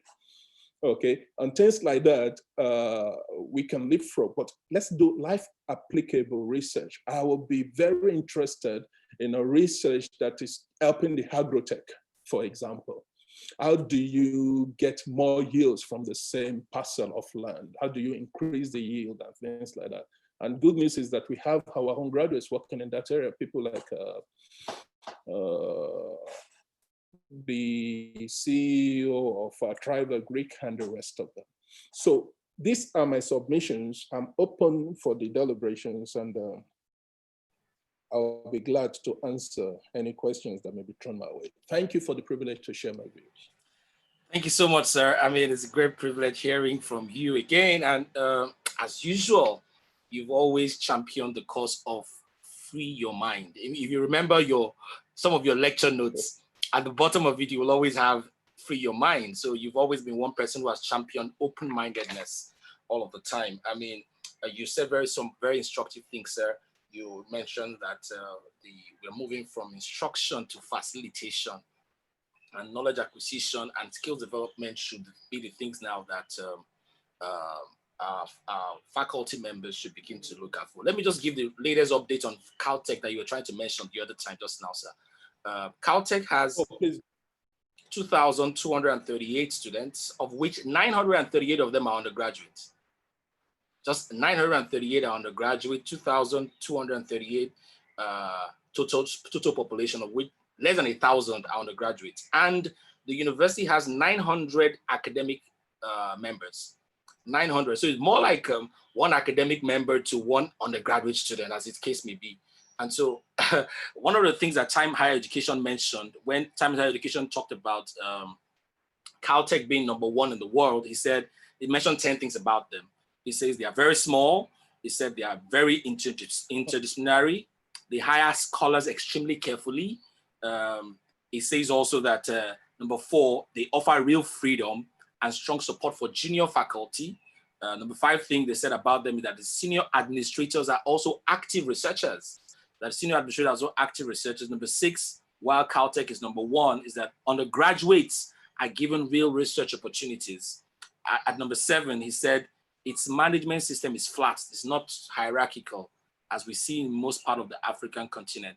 On #8, it said it has persuaded some major philanthropists to part with large sums of money. That's one of the things that Caltech has done that has made her #1. #9, THE says Caltech is #1 because its research is resolutely focused on fundamental inquiry, talking about those esoteric things that you mentioned, and that Bosun also mentioned. #10, they said the reason Caltech is #1 in the world is because the entire system is based on trust. The honor code, the core values are very well stipulated. Having said that, sir, I want to say thank you.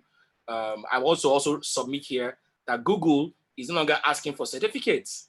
Google recently published and said their own digital learning platforms would now be equivalent to 4 years in any higher institution. And very soon, people would ditch universities as they are right now and begin to take certification from the Ciscos of this world, from the Googles of this world, and have access to do phenomenal things. And having said that, it's been a pleasure for me anchoring up until this point. It's now time for me to hand over to Nora. Nora, are you there? And just before I hand over to you, Nora, it's important to remind the participants that the Q&A button is still there. Please use that platform to share your questions, and the answers will also be shared there. Nora, I'm waiting to have you come on so I can leave the space for you. All the way from South Africa. How are you, Nora? I'm so well, thank you, Chair, and thank you for the opportunity. My goodness, we are in wonderful company, such wonderful intellectual engagement happening here, and all about topics that are so relevant to our continent, not only to any of our individual countries, but to our continent.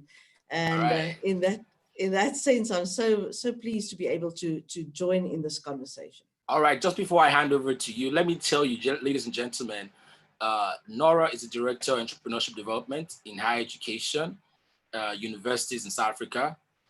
It's a collaborative initiative that involves the support and participation of the 26 public universities, private sector, and other public entities and entrepreneurship support organizations in that part of the world. She's also the founder of AfroLead, a business initiative focused on the economic empowerment of young women who are not yet employed, talking about helping women grow. They offer, a group that offers an immersive 1-month live-in model of training and mentorship for work readiness, entrepreneurship, and sustainable skills. And Nora holds a bachelor's degree from the University of Pretoria, and she's a PhD holder as well from the University of Johannesburg. I think the only person who's not a PhD holder here, but is doing so much work in PhDs is Timmy. Timmy, so we are challenging you to go for your PhD. Bosun is about to complete his. Everybody here has a PhD. So Timmy, it's a challenge. You take it up from here and go ahead. So Nora, it's over to you. And I wish you all the time. Dr. Stephen, thank you for having me on this call, and all the best. Bye. Thank you so much, and for these kind words and the introduction. And I just want to do a shout out to you, Timmy, first. I think you have a PhD in life life bank, life bank and life and blood as the symbol of life. I mean, what you are doing is so remarkable. You have PhD in life bank, yeah. Yes, absolutely. You definitely are a PhD holder in your own right. Please don't stop to do a PhD. Don't tell the other university entities that I'm discouraging you from doing a PhD. Don't stop to do a PhD at the expense of the fantastic work that you are doing. Such innovation, which is so dearly needed in our world. So congratulations to you on that. That's just a women conversation we're having here on the side. But to get to the esteemed colleagues that we have been hearing here and seeing here today. My goodness, what an important conversation, and what interesting perspectives and overlaps that we see here in the different voices represented. So I'm going to set my timer here to just ensure that we stick to the 15 minutes that we have, or the 20 minutes that we have been given for this panel discussion, because I have seen in the Q&A and noted such important questions coming from the audience. And in that sense, I'm so glad that Ngozi is helping us to monitor the questions. I might not multitask so well. So with that said, I would like to perhaps start with our esteemed Vice Chancellor. First of all, let's start at the end, because you, Professor, you did such a wonderful wrap up and touched on so many important points made by the other panelists. And some of these are also aspects that are certainly true for other universities on the continent and for South African universities in particular. My own role is in Universities South Africa, and that is the representative organization of the 26 public universities in South Africa. My specific focus is on entrepreneurship development, but I want to say that we touch on so many common elements. And I would like to just first start with a couple of observations based on what you had mentioned. I want to firstly commend you for the wonderful performance of the university in the recent rankings. That's fantastic, excellent performance. And I also like and appreciate the different aspects that have been pointed out here. By the way, if you hear sounds, my dogs are in the room with me. Someone let them in. I'm so sorry for this. A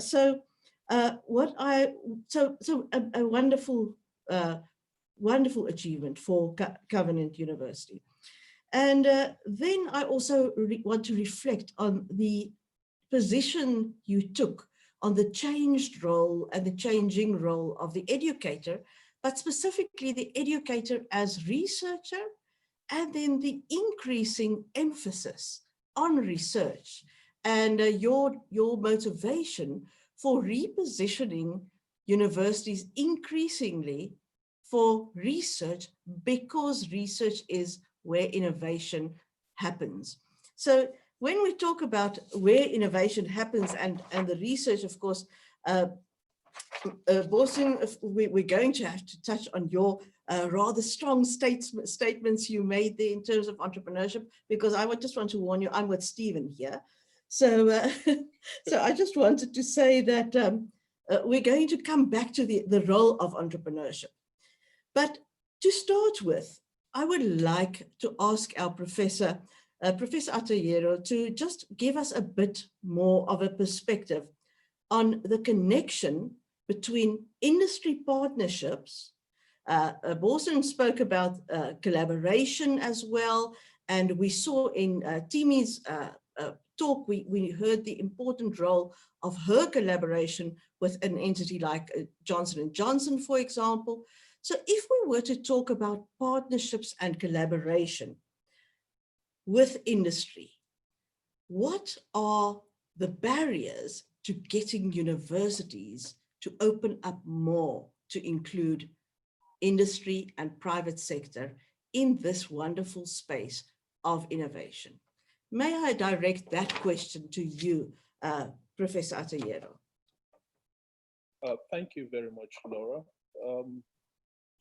There's something with academia, and that thing, tradition. There is no academia without tradition. Actually, we pride ourselves on it, that we are an academic institution and we have our traditions that make us what we believe we have. You agree with me that it wasn't long ago that universities were referred to as ivory towers for one singular reason, because the level of research, the level of investigations going on is to the point that we kind of secluded, the university secluded itself almost from the society. A professor saw nothing wrong using the same jacket all year round, because he wasn't about looking flashy. It would have been a misnomer to say professor dressed the way I'm dressed now. I still remember my home professor, with all his wherewithals in Moscow, he will not buy a car. He will always use public transport. Why? Because there's this, gives some kind of pride. And that has been a very strong inhibiting factor for academia to open up, to come down from that ivory tower, to mingle with the mortals, if you will, and to see what is going on in the society and actually effect change in the society. That said, that was in the past. Things have changed significantly because institutions, especially private institutions, know that apart from the teaching, research, community development you're doing, there must be a measure of impact. You must be able to show how you're impacting your society. So tradition being the barrier that it was, those barriers are eroding and eroding very fast. I don't think of the 70 plus private institutions in Nigeria now. There is a Senate that will say, do not partner with industry. Actually, the reverse is the case. Those barriers are almost totally down. I'm a communications engineer.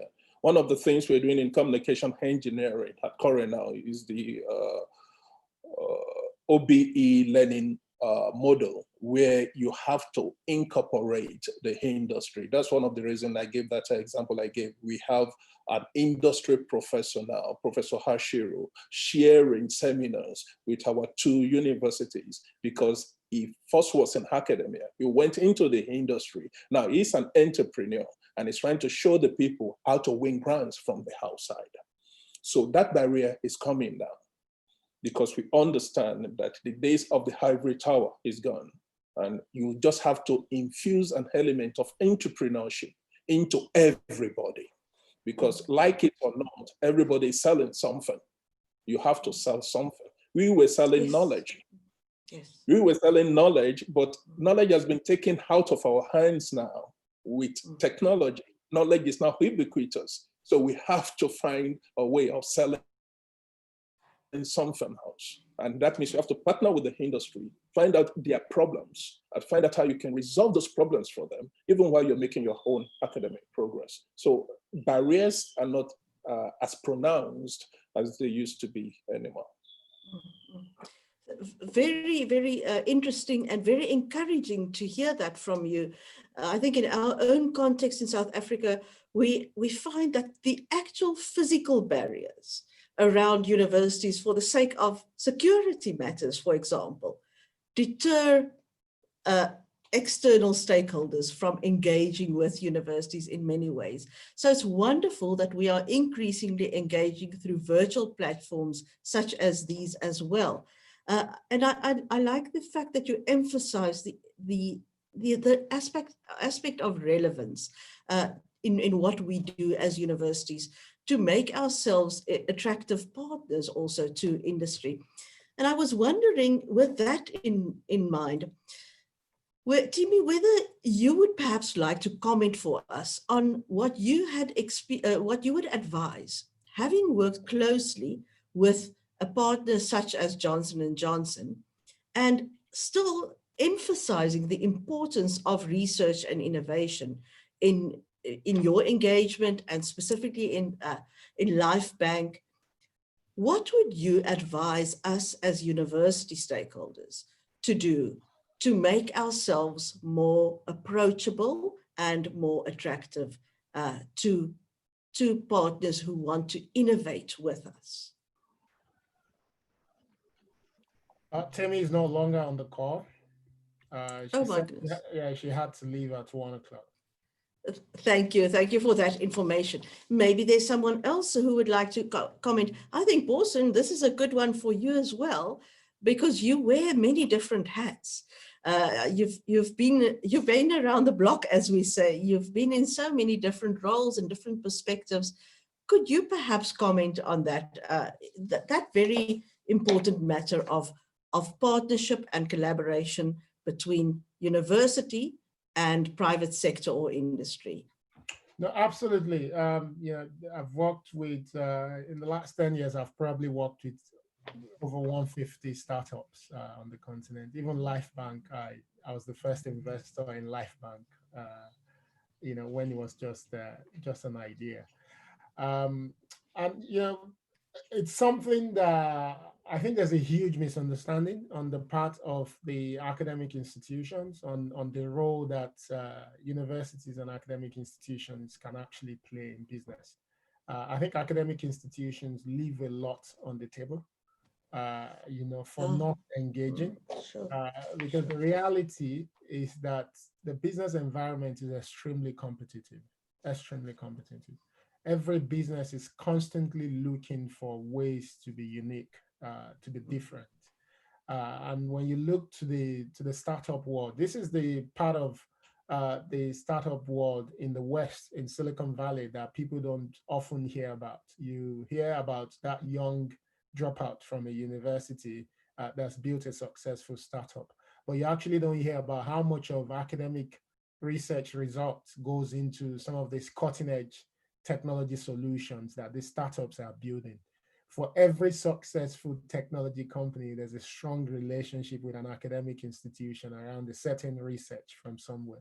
Google is a perfect example. The algorithm that was used to build Google came out of the university research. The founders were PhDs, right? So that assumption that, successful startup is just all about creativity is not deep.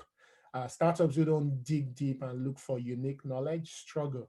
And that's what you start to see even in Africa, where companies are now looking for superior expertise. Even our banking sector, that you may think there's no R&D, there's a lot of R&D going on. But what they do is to import that knowledge from outside of the continent. They go to Asia, they used to go a lot to Europe. They bring that superior knowledge into their operations. And I think what needs to start to shift within university, perhaps, is first the need to set up a unit that is responsible for helping the university understand its strength, but also helping the university understand the gap that exists in society for knowledge, then building a unit that can support academic researchers to see how they can apply their academic research in a business environment, because you're not going to overnight convert academic researchers into people who understand business. This has been my own thesis. It will never be like that. And from my experience in business as well, you actually don't need everyone to be entrepreneurs. I have facts to back this up. You don't need everyone to be entrepreneur. It's a distraction, because the entrepreneurs don't pay attention to that deep knowledge that you need for competitiveness they commercialize things. So you need that unique office. I think every university should have that office that is constantly looking at what research project are we currently doing in our university? What's the strength of that research project? What's the state of the art in that research project? And now we pushing the boundaries of the state of the art. And where can the knowledge be applied? And that unit then becomes the unit that is doing the connection between industry, but also academia, but also helping to find home for all the innovation that is happening within university. I think that's one way academic institution needs to start to see opportunity for taking research to market. Thank you so much. Very interesting perspective there. And you emphasized and pointed out again that we should not see entrepreneurship really as a solution to everything. And back to that point where you disagreed in a sense from Stephen's perspective. Stephen, I think it's only fair that we give you the mic now and that we say, would you like to share what your perspective was at that stage, and whether that is what you meant? So please share your thoughts there with us in terms of the focus on innovation in its many faces. I think let's frame that question against the background of the emerging role of universities that Boson had emphasized. You know, he spoke about the exploration of the nexus of technology and society. Wow, what an interesting angle. The encouragement of collaboration with the private sector, something that I'm really advocating for. And then thirdly, he said fostering entrepreneurship, and then he didn't want to spend too much more time there because he thought that you had covered that. And then, of course, all of that in the context of the promotion of diversity, because such beautiful innovation can happen in a diverse and rich setting. So, Stephen, against that background, let's hear from you again on your response to Boson's observations. Thank you so much, Nara. Every single person on this panel, thankfully, they were all carefully chosen because, you know, we can't all see all angles all at the same time. We leverage on the perspectives of other persons so that we can see the whole picture all at once. I actually agree with Boson. I agree with him. And maybe my presentation, I zoomed in a lot on entrepreneurship. I didn't actually mean that it's all about entrepreneurship. Because it's just one part of the pie. There are other angles that need to be addressed. Like Boson rightly mentioned, entrepreneurs don't have that time to go deep into research. There are those who have that time and passion to really go deep dive, to really figure out what exactly is the core solution that we can call really exceptional and unique right here. That's why I mentioned collaboration is extremely key. I was trying to emphasize that universities should be entrepreneurial, should cultivate entrepreneurially minded persons, whether they end up as entrepreneurs or not, from the faculty angle and also the student angle, because even the students could be at risk if the faculty or educator is not even in the right position to properly deliver the insights and the knowledge, because I mean, it takes a king to make another king. If we are trying to solve a major problem in Africa, then our approach has to be different. And when the Vice Chancellor of Covenant University was making his presentation, he mentioned, you know, roles that educators also need to play. So I actually agree with Boson. Collaboration needs to be fostered. There are other angles we need to explore. It's not just about entrepreneurship. So my idea basically is to ensure that we are helping to create persons who know how to see problems differently, because that's where the entrepreneurial mindset comes in. So we don't just see problems and really complain about them, but we're doing something about them. And so that's just one fraction of the innovation, you know, picture. It's not all that there is. So I see being entrepreneurial a fraction that is part of that innovation ecosystem, not the entire picture or answer in itself. So I actually agree with Boson on that. So we're kind of like saying the same thing. I just zoomed in on one part of the sector.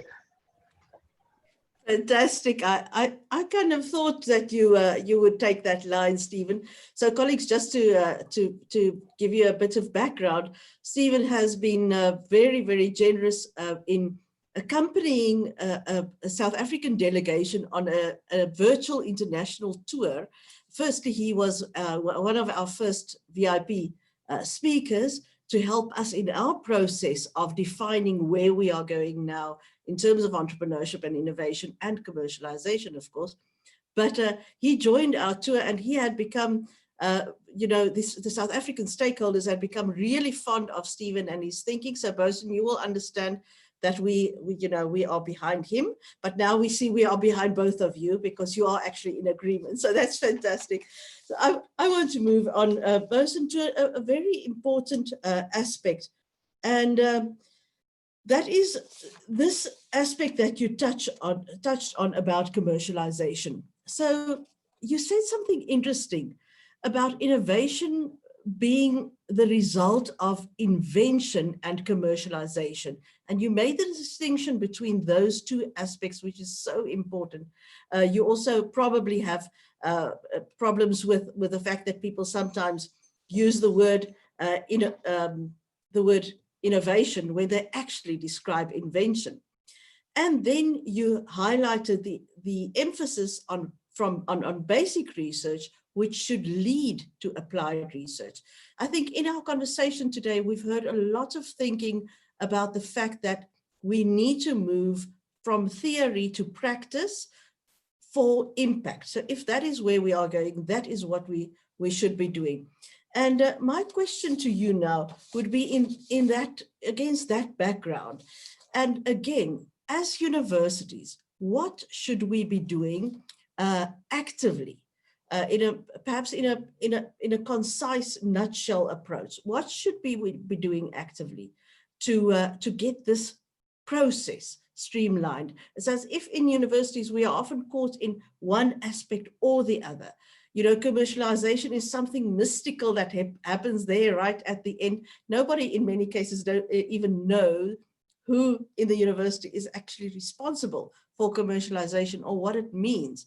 How do we build that pipeline from basic research to all the way to commercialization that creates opportunities for students, that create opportunities for prosperity, as to use one of the words Stephen uses, prosperity, wealth creation in our societies? Absolutely. I think Prof actually shared the answer to that question, but obviously because he mentioned it in passing, because of time, he couldn't build on it, but I'm happy to build on it. So in Africa, and this is unique to Africa, and it's been well documented in innovation literature, right? So, you know, there are so many approaches to technological progress in society. For those who have robust innovation systems where everything is well developed, they can go into balancing investment and the approach in basic and applied. But for a lot of African countries, I think South Africa is quite advanced, but even South Africa still engage in quite a bit of basic research, deep basic research, because, you know, I'm an expert in Horizon 2020, even from when it was FP6, FP7. So I know South Africa does a lot of participation in that space. But what I think we can do as a continent is to focus on either what they call catch-up, you know, the catch-up part of innovation progress, or simply say technology transfer. And there's still a lot of research element within that, which is there are tons of research results that exist elsewhere in the world on the shelves, you know, as reports in so many universities. And a lot of this knowledge can actually be the foundation to a lot of problems that we face on the continent.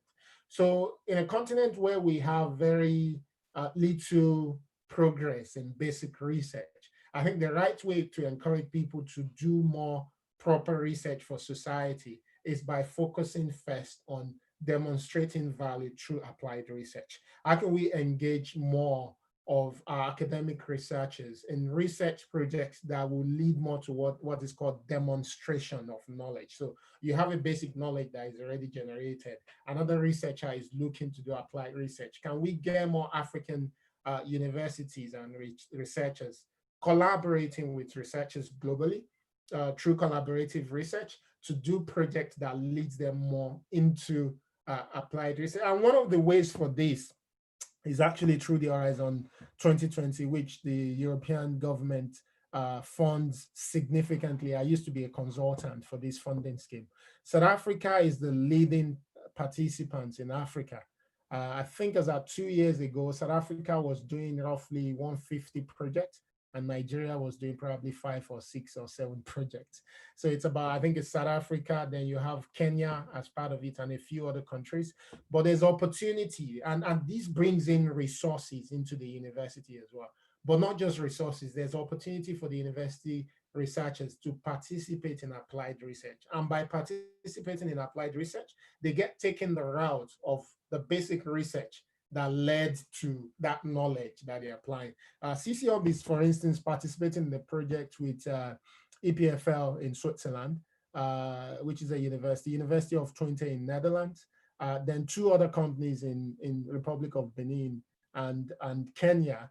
But we also brought the Tai Solarin University of Education as an associate partner through us into this project. And what the project is all about is how do we change the way we teach in secondary schools, especially science, from instructional way of teaching, which is following the rote learning approach, to inquiry learning, right? And its proper application, where we're actually training teachers in so many schools across Nigeria, Kenya, and Republic of Benin to take this approach. But in the process of doing that, we've also now ended up setting up an innovation lab in Tai Solarin University. And a part of the thesis for that is, what's the core of inquiry learning, and how do you teach teachers to take inquiry approach to teaching as against the rote learning approach? So you can see that what we end up doing there is we start to inspire more researchers within the universities to actually believe that the results of their research projects can help society. So I think that's one way we need to look at it. Can we do more collaborative research projects? Can we get more of our researchers doing collaborative research? And from what I said in the last question, that can be part of the role that research and commercialization office is doing, helping find research, collaborative research opportunity globally that academic researchers within universities can take advantage of. Very nicely captured there. And I think it speaks to one of the questions that one of our audience members had posed, and that was the question about diversity. The question was that you had talked, while we have you there, Bosun, you had talked about diversity. And the question was, are you encouraging multidisciplinary research activities? And then the question, are Nigerian universities doing enough in that regard? That's an interesting one, because, you know, in universities, we kind of like to stick to our own disciplines, you know, our own building, our own passage, our own colleagues, our own coffee tea rooms, you know. So what do we do what do we do about this matter of multidisciplinary research? Is it something that you had considered there? I have, and I think, again, not pushing too much on this applied research thing, but I think everyone in the panel agreed to these anyways, is when you actually do applied research, you do not have a choice but to be multidisciplinary. You know, Prof mentioned interest of the university in agricultural technology and innovation, for instance. That's one area where you're seeing significant diversity in the way innovation is being looked at. Trevor Greek that was mentioned, I'm pretty sure that the CEO did not study anything on agriculture, but the CEO brought the application of technology and financial services to disrupt and make funding available to farmers such that they can produce more. You know, so when you're looking at a problem like that, solving that problem is not only enough for you to go to the farmers and say, you know, this is how you need to produce to get more yields. But even when you're teaching them that, who's going to help them to access more funding? Who's going to help them to access more market? That needs a lot of diversity in the way you think. One thing that we did recently with Airbus, which is a company that makes an airplane, we had an innovation challenge, and the bulk of the startups in this challenge were agriculture startups. There's one from South Africa as well within the cohort. And what they were doing was using satellite technology to help farmers to improve yields. You know, so you had one in South Africa that was using this technology with an app to help cattle rearers to get the best out of their cattle, because each cow is tagged and they use satellite technology to monitor the cow, and the farmer can see everything. So you can see that such innovation is not going to require a cattle rearer alone. You know, it's going to require so many. So this is the beauty of applied research. Basic research, you can still hide in your laboratory and do the work alone.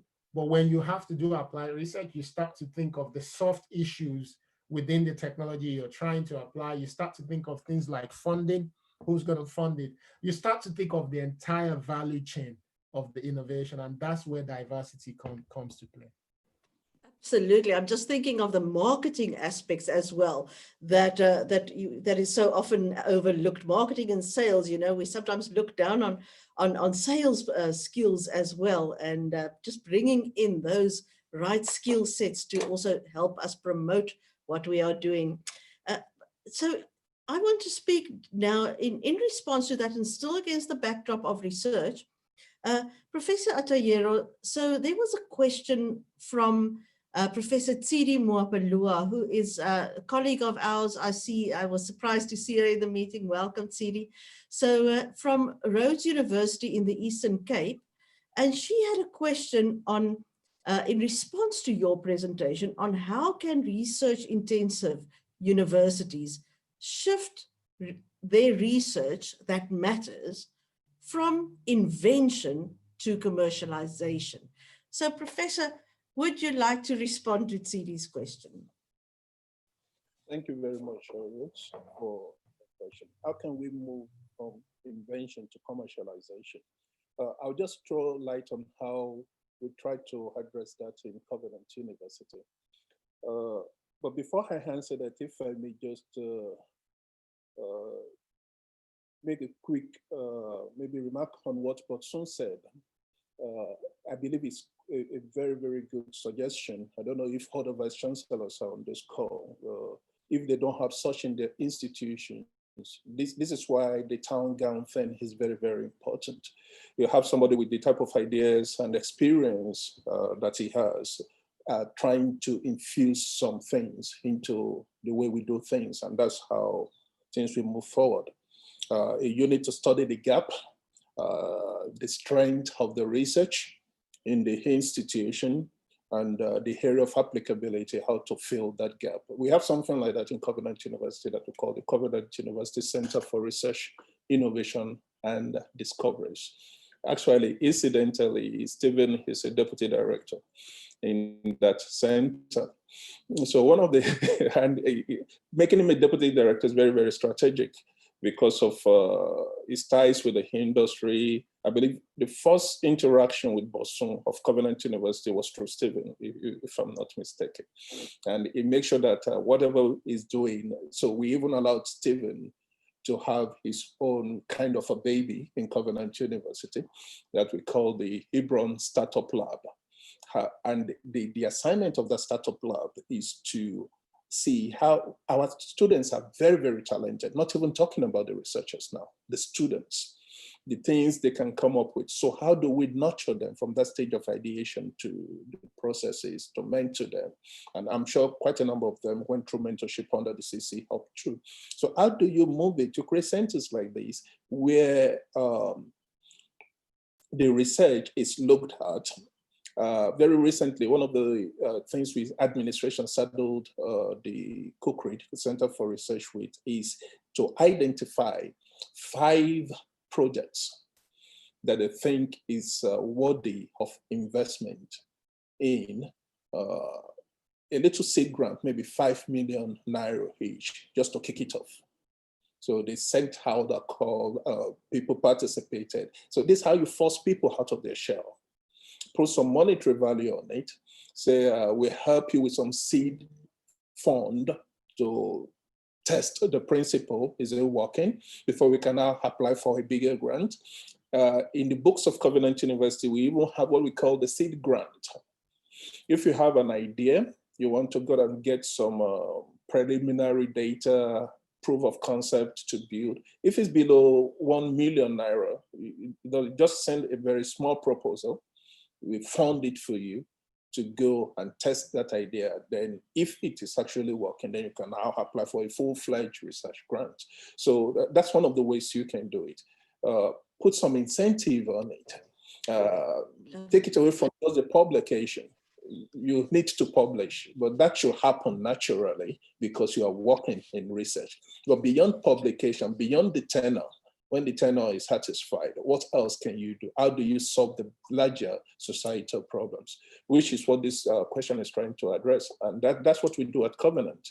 We put some incentive on it. We help the researchers have the proof of principle, and they can move on from it. And that's actually very recently, we won a grant, one of the African Center of Excellence grants in bioinformatics and communication from the World Bank. How did it start? There was an initial grant some years back on malaria from Covenant University. That's how it started. Then the Bioinformatics Center in West Africa was developed through that. And that's what morphed now into this grant we have from the World Bank. And what is the idea of this now is to make sure that we have enough faculty and competence to do real research in Africa. That's the objective of the HACE. So it's incentivizing is very, very important in making this happen. And in the process of incentivizing, they get this mentorship they need. And if they don't have that selling ability that you mentioned, they get it one way or the other, either through the HSL or actually partnering with the industry. Stephen is the deputy director in charge of linkages with the industry. So you get that type of mentorship you want and things like that. Professor, that is so interesting. And I think we've got so much to learn from your approach. The model is wonderful. I mean, the fact that you make available the small seed grants, I say small, I'm sure that there are different sized grants there as well, but it allows us, your staff, it gives your staff and your researchers an opportunity to just go to the next step. I think that is fantastic. And Stephen also touched on the matter of incentives when he was speaking. So Stephen, you touched on in your presentation, you also touched on incentives, but I think the first question I want to bring to you from our audience is not on that. That question is more on the matter of moving from one level to the other. You know, in your presentation, you mentioned the levels, and our question relates, for example, to moving from theoretical to level 2. How can universities move in that way, shift if you want? Your thoughts on that, please, Stephen. Thank you so much, Nora. I think from the conversations, a number of the points have been shared from the other panelists. I heard Professor Atario, he mentioned a few of them, but also mentioned some of them. But I'll just point out and maybe just kind of like buttress on maybe some of that. One of it is the need to escape from this pride of knowledge. Oh, I don't know how best to express it. So there's this pridefulness in the academia that celebrates the theoreticals without giving attention to how this actually affects the lives of mere mortals and transforms the lives of people. And that's one of the things that I mentioned about when I said research beyond the shelf. So if, for instance, we're trying to find out something, we shouldn't just begin to measure our success based on what we discovered. But how can we use our discoveries to actually affect the lives of others? So that process kind of like helps to shift our mindset. It also helps to shift the culture. And if truly we want to really affect the lives of people with the things we've discovered, then it just makes sense to say that who are those that are really good at executing discoveries, ideas? I mean, those are the persons who have an industry. Those are the entrepreneurs, the startups, the people who understand how the market works. So it just makes sense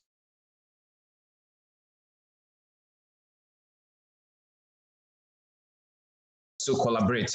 And that's why I said there's a point you get to in the culture where you have to escape and get yourself free from being isolated. Instead of being isolated from reality, I mean, this is the time to collaborate with the industry. I mean, TCOB is doing an amazing job in building an ecosystem, not just a startup, like building an ecosystem. And an ecosystem is made up of quite a number of players. Looking at the instances that he gave, I mean, Temi also is part of such an ecosystem. So the collaboration has to be in place. It's not the university in its own world or the industry in its own world, the innovators in their own world. But by the time we begin to collaborate, there is this exchange of knowledge. The industry needs some ideas to execute. The university has that. The university has lots of ideas that need to be executed. I mean, why then operate in isolation? Let's come together. Resources are available somewhere. So how can we all win by working together? And so the collaboration is actually key. In fact, I think that it's the collaboration that helps to level out and help the culture to improve. And that's how we change and move on the various levels of the culture as we begin to collaborate. Because the time will come that the professor, because of his relationship with industry, what he teaches in class starts to change.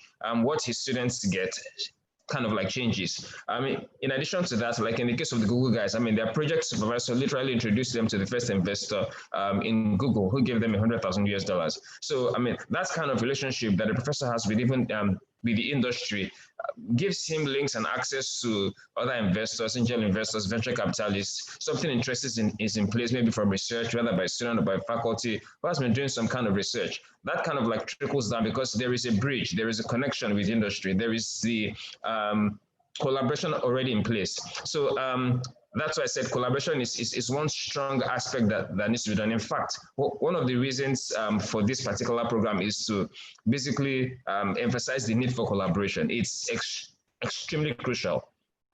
Extremely crucial because the culture that higher education institutions have embraced for years needs to be revisited, and we need to begin to, particularly now that the problems in society kind of like is one that demands like people to work together to really get the kind of results that we need, so we can solve the problems and find how they can be sustainable, make money in the process, and get things, you know, a lot more stabilized. So collaboration is one vital aspect I'd like to emphasize on. Thank you so much. It seems like that is really one of the key themes in our conversation today. This is very, very useful.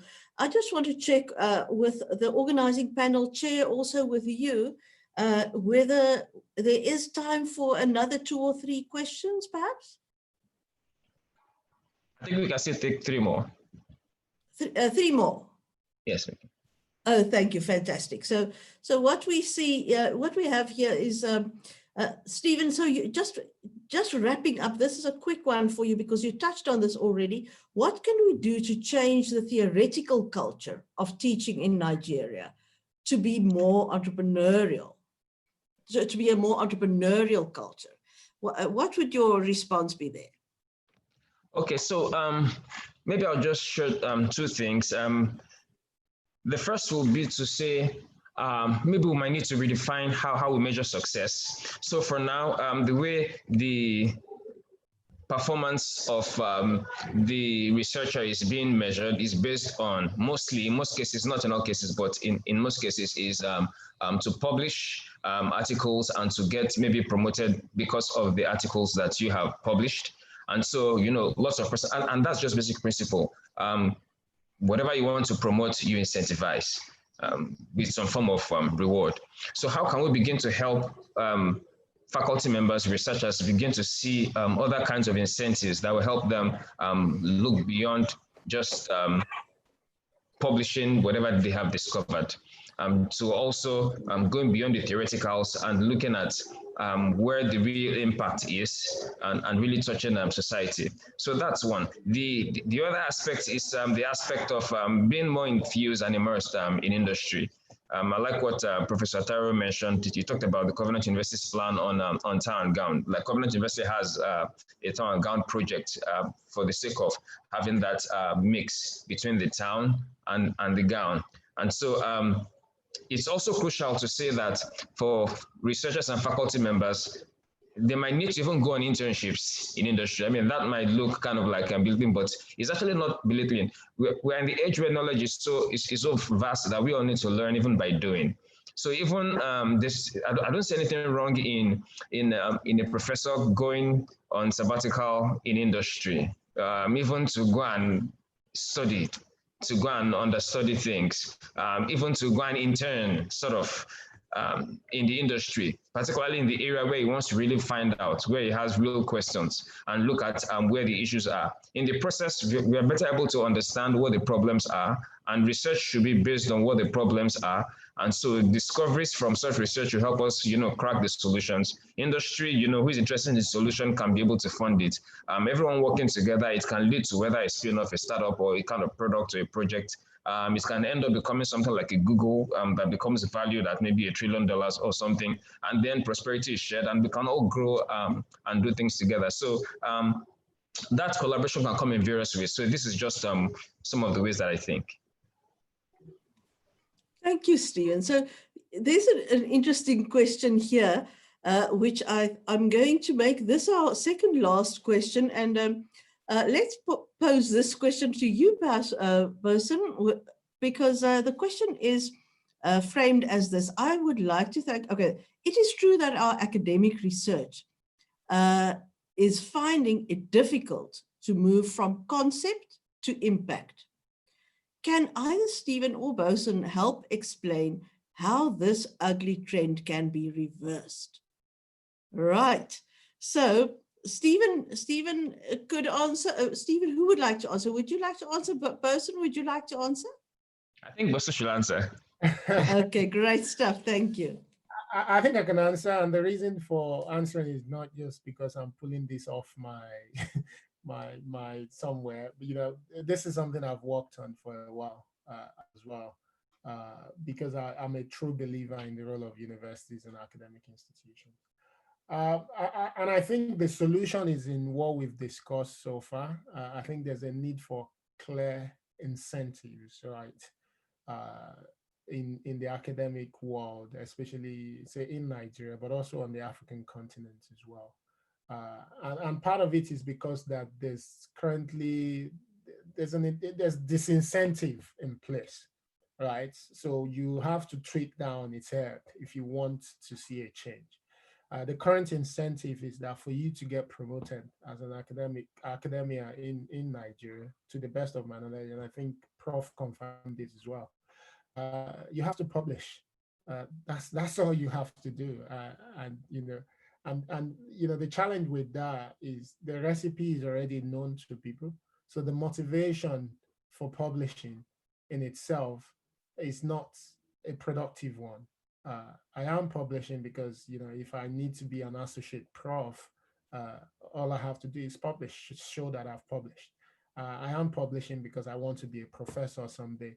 And if that's my objective, especially in a country or continent where traditionally innovation is not being celebrated, right? So there's no part for me doing a research that can lead into an invention that can change the world and probably then bring some kind of gains to my institution and probably to me as a person.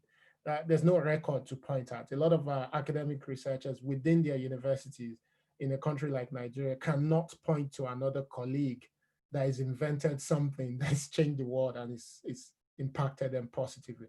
I think the best most people can see academians who are consultants to development agency, and they make a lot of money from there. So that's the example people see. So the incentive is very minimal.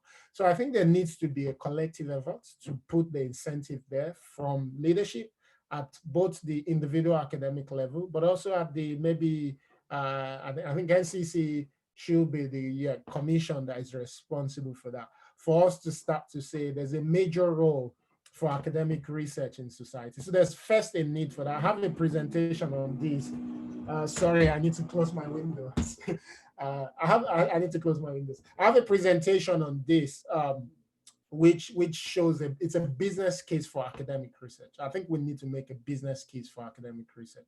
Once we're able to do that, then we can then build up an incentive for academic researchers to spend their time also doing research that can add value to society. And for me, it comes back to that unit, which Prof also spoke to, that unit needs to be there because academic researchers will need support. You can't expect them to just transition overnight. So you need, every individual university needs to build that support structure that is able to help them maximize their current expertise, but also project into what expertise as a university do we want to build based on what we see in society as well. I think that will be my suggestion on this one. Very useful, very useful. Thank you so much. And now our esteemed Vice Chancellor. The question of funding. We can't talk universities without talking funding. Am I right? It's always one of our top considerations in everything is talking about incentives, university funding. In South Africa, Professor, we've been having conversations more and more about increasing the potential revenue streams to universities. What can universities do in the face of decreasing perhaps governmental support, especially now in the face of this COVID-19 pandemic. In the face of financial pressures and looking at third stream income, additional streams of funding for the university, there is this question on what are the new sources of funding that universities or that higher education institutions can leverage. Also, given that in many cases infrastructure decays, and that's a problem in our country as much as it might be in Nigeria, you know, is the one place where we cut costs is often in terms of infrastructure. What can we as universities do to leverage additional income streams and sources of funding?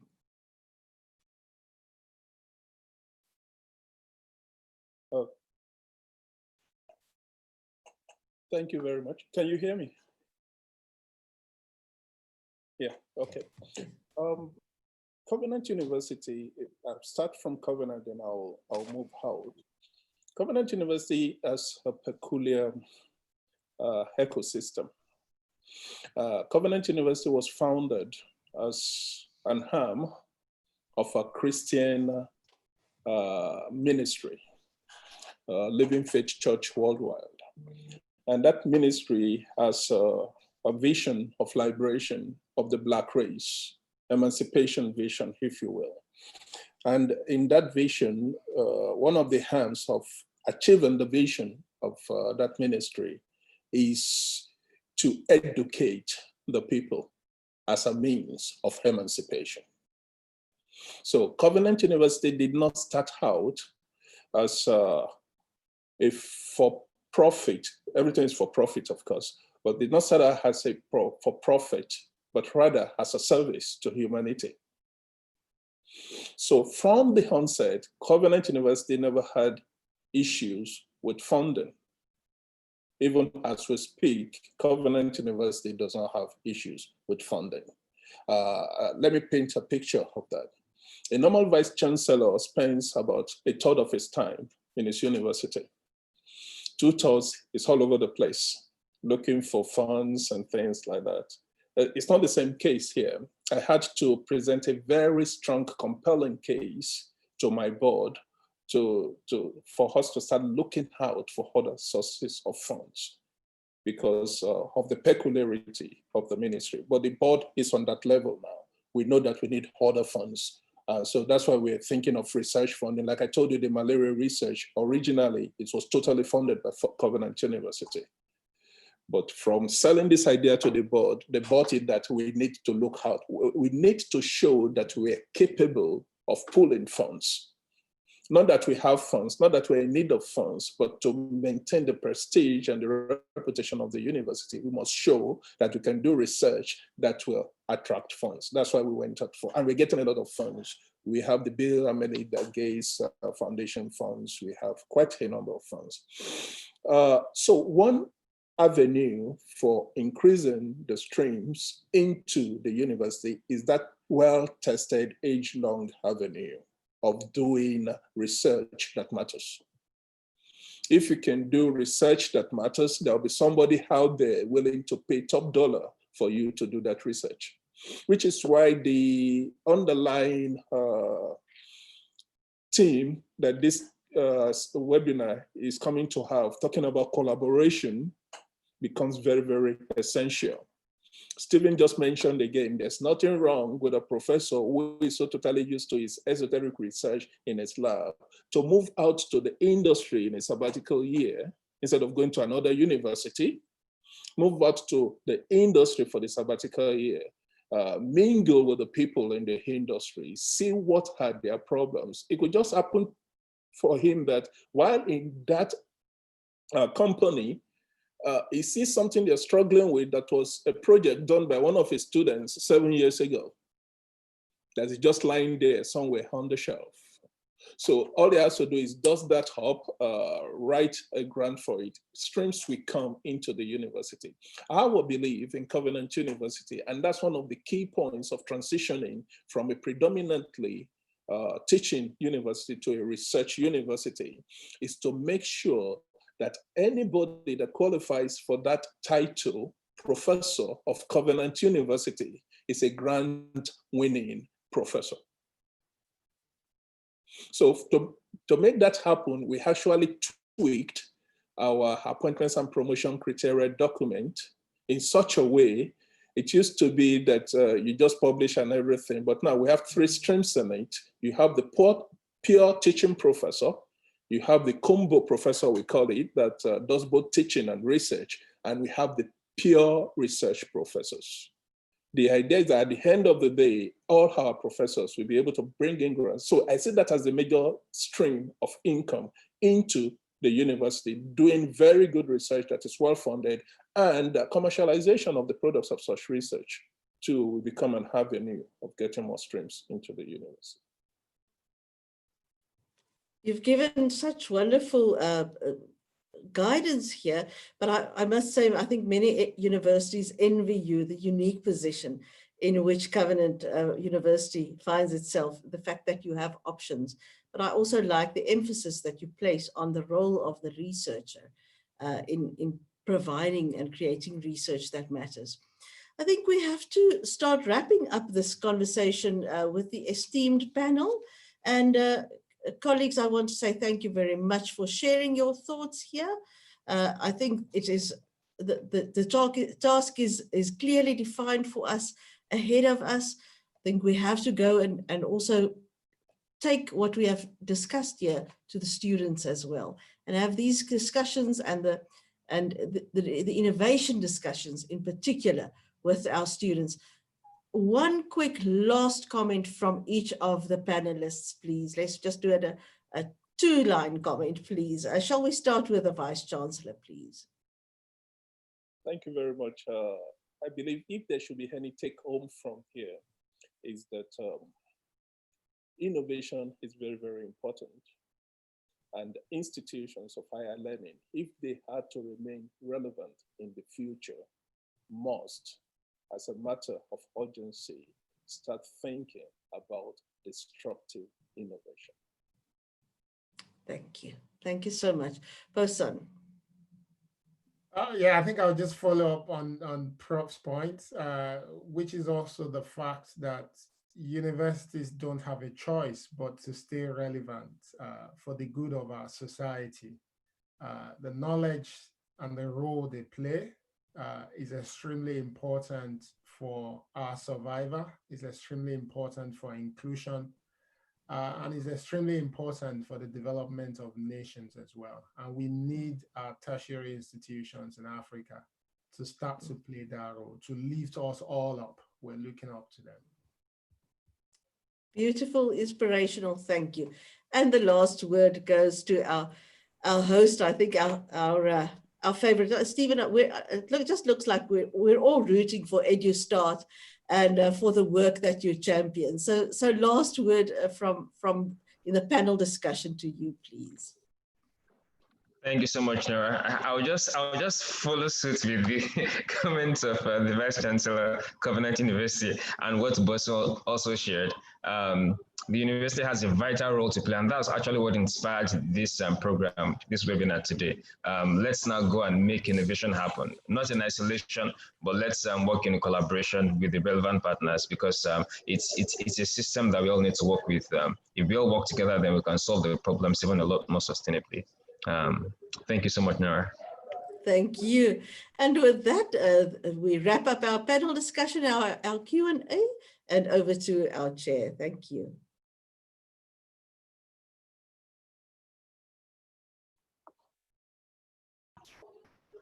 Okay, I think he's not around here. I think I'll just stand in for him. Let me use the opportunity to appreciate you, Nora, and to all our panelists and speakers. Thank you so much, Professor A.A. Atairo, Vice Chancellor, Covenant University. We deeply appreciate what you shared. Thank you so much, sir. Bosun, thank you so much. I mean, I'm so excited that we had you here. In fact, let me just make a true confession here. Bosun was the first person that came to my mind when we're kind of like creating this because of what he has done around the innovation space and also working with startups, because I just was thinking, how can we actually solve this problem? Who are the persons that the ideas would be relevant in helping us to really make this happen? So thank you so much, Bosun, for making it happen, for making the time to be here. Temi is not here, but I really want to appreciate that in absentia for making our time also to be here to share her thoughts and on the work she has done. I mean, that's a big problem that she's solving. She's solving a very big problem in the space. Thank you so much. So the EduStart team, thank you for helping us and putting this all up together. To all attendees, thank you for coming. I believe you've picked a couple of things so far that has been shared. A report is going to be done from what we've shared today, because it's not just for us to talk, but for us to like learn and also take action from the things that have been shared. So a report we put together, and we're going to share such report.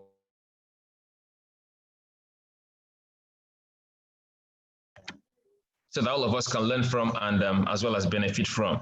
So before we close, I would just like us to have like 2 quick polls, which I would like us to basically respond to. So something should pop up on your screen.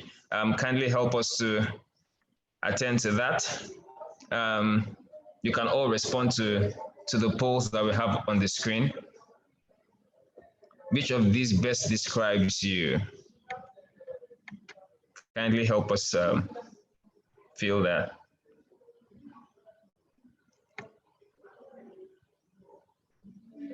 Just basically 2 polls and then we wrap up.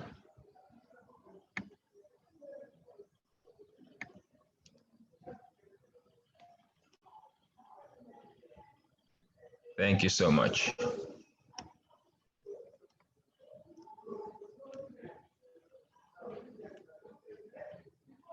All right, so can we just, let's share the results, right? So that's it.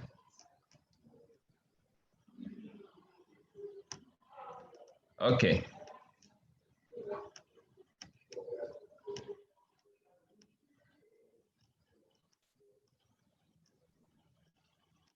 Thank you so much, everyone, for making our time to be here.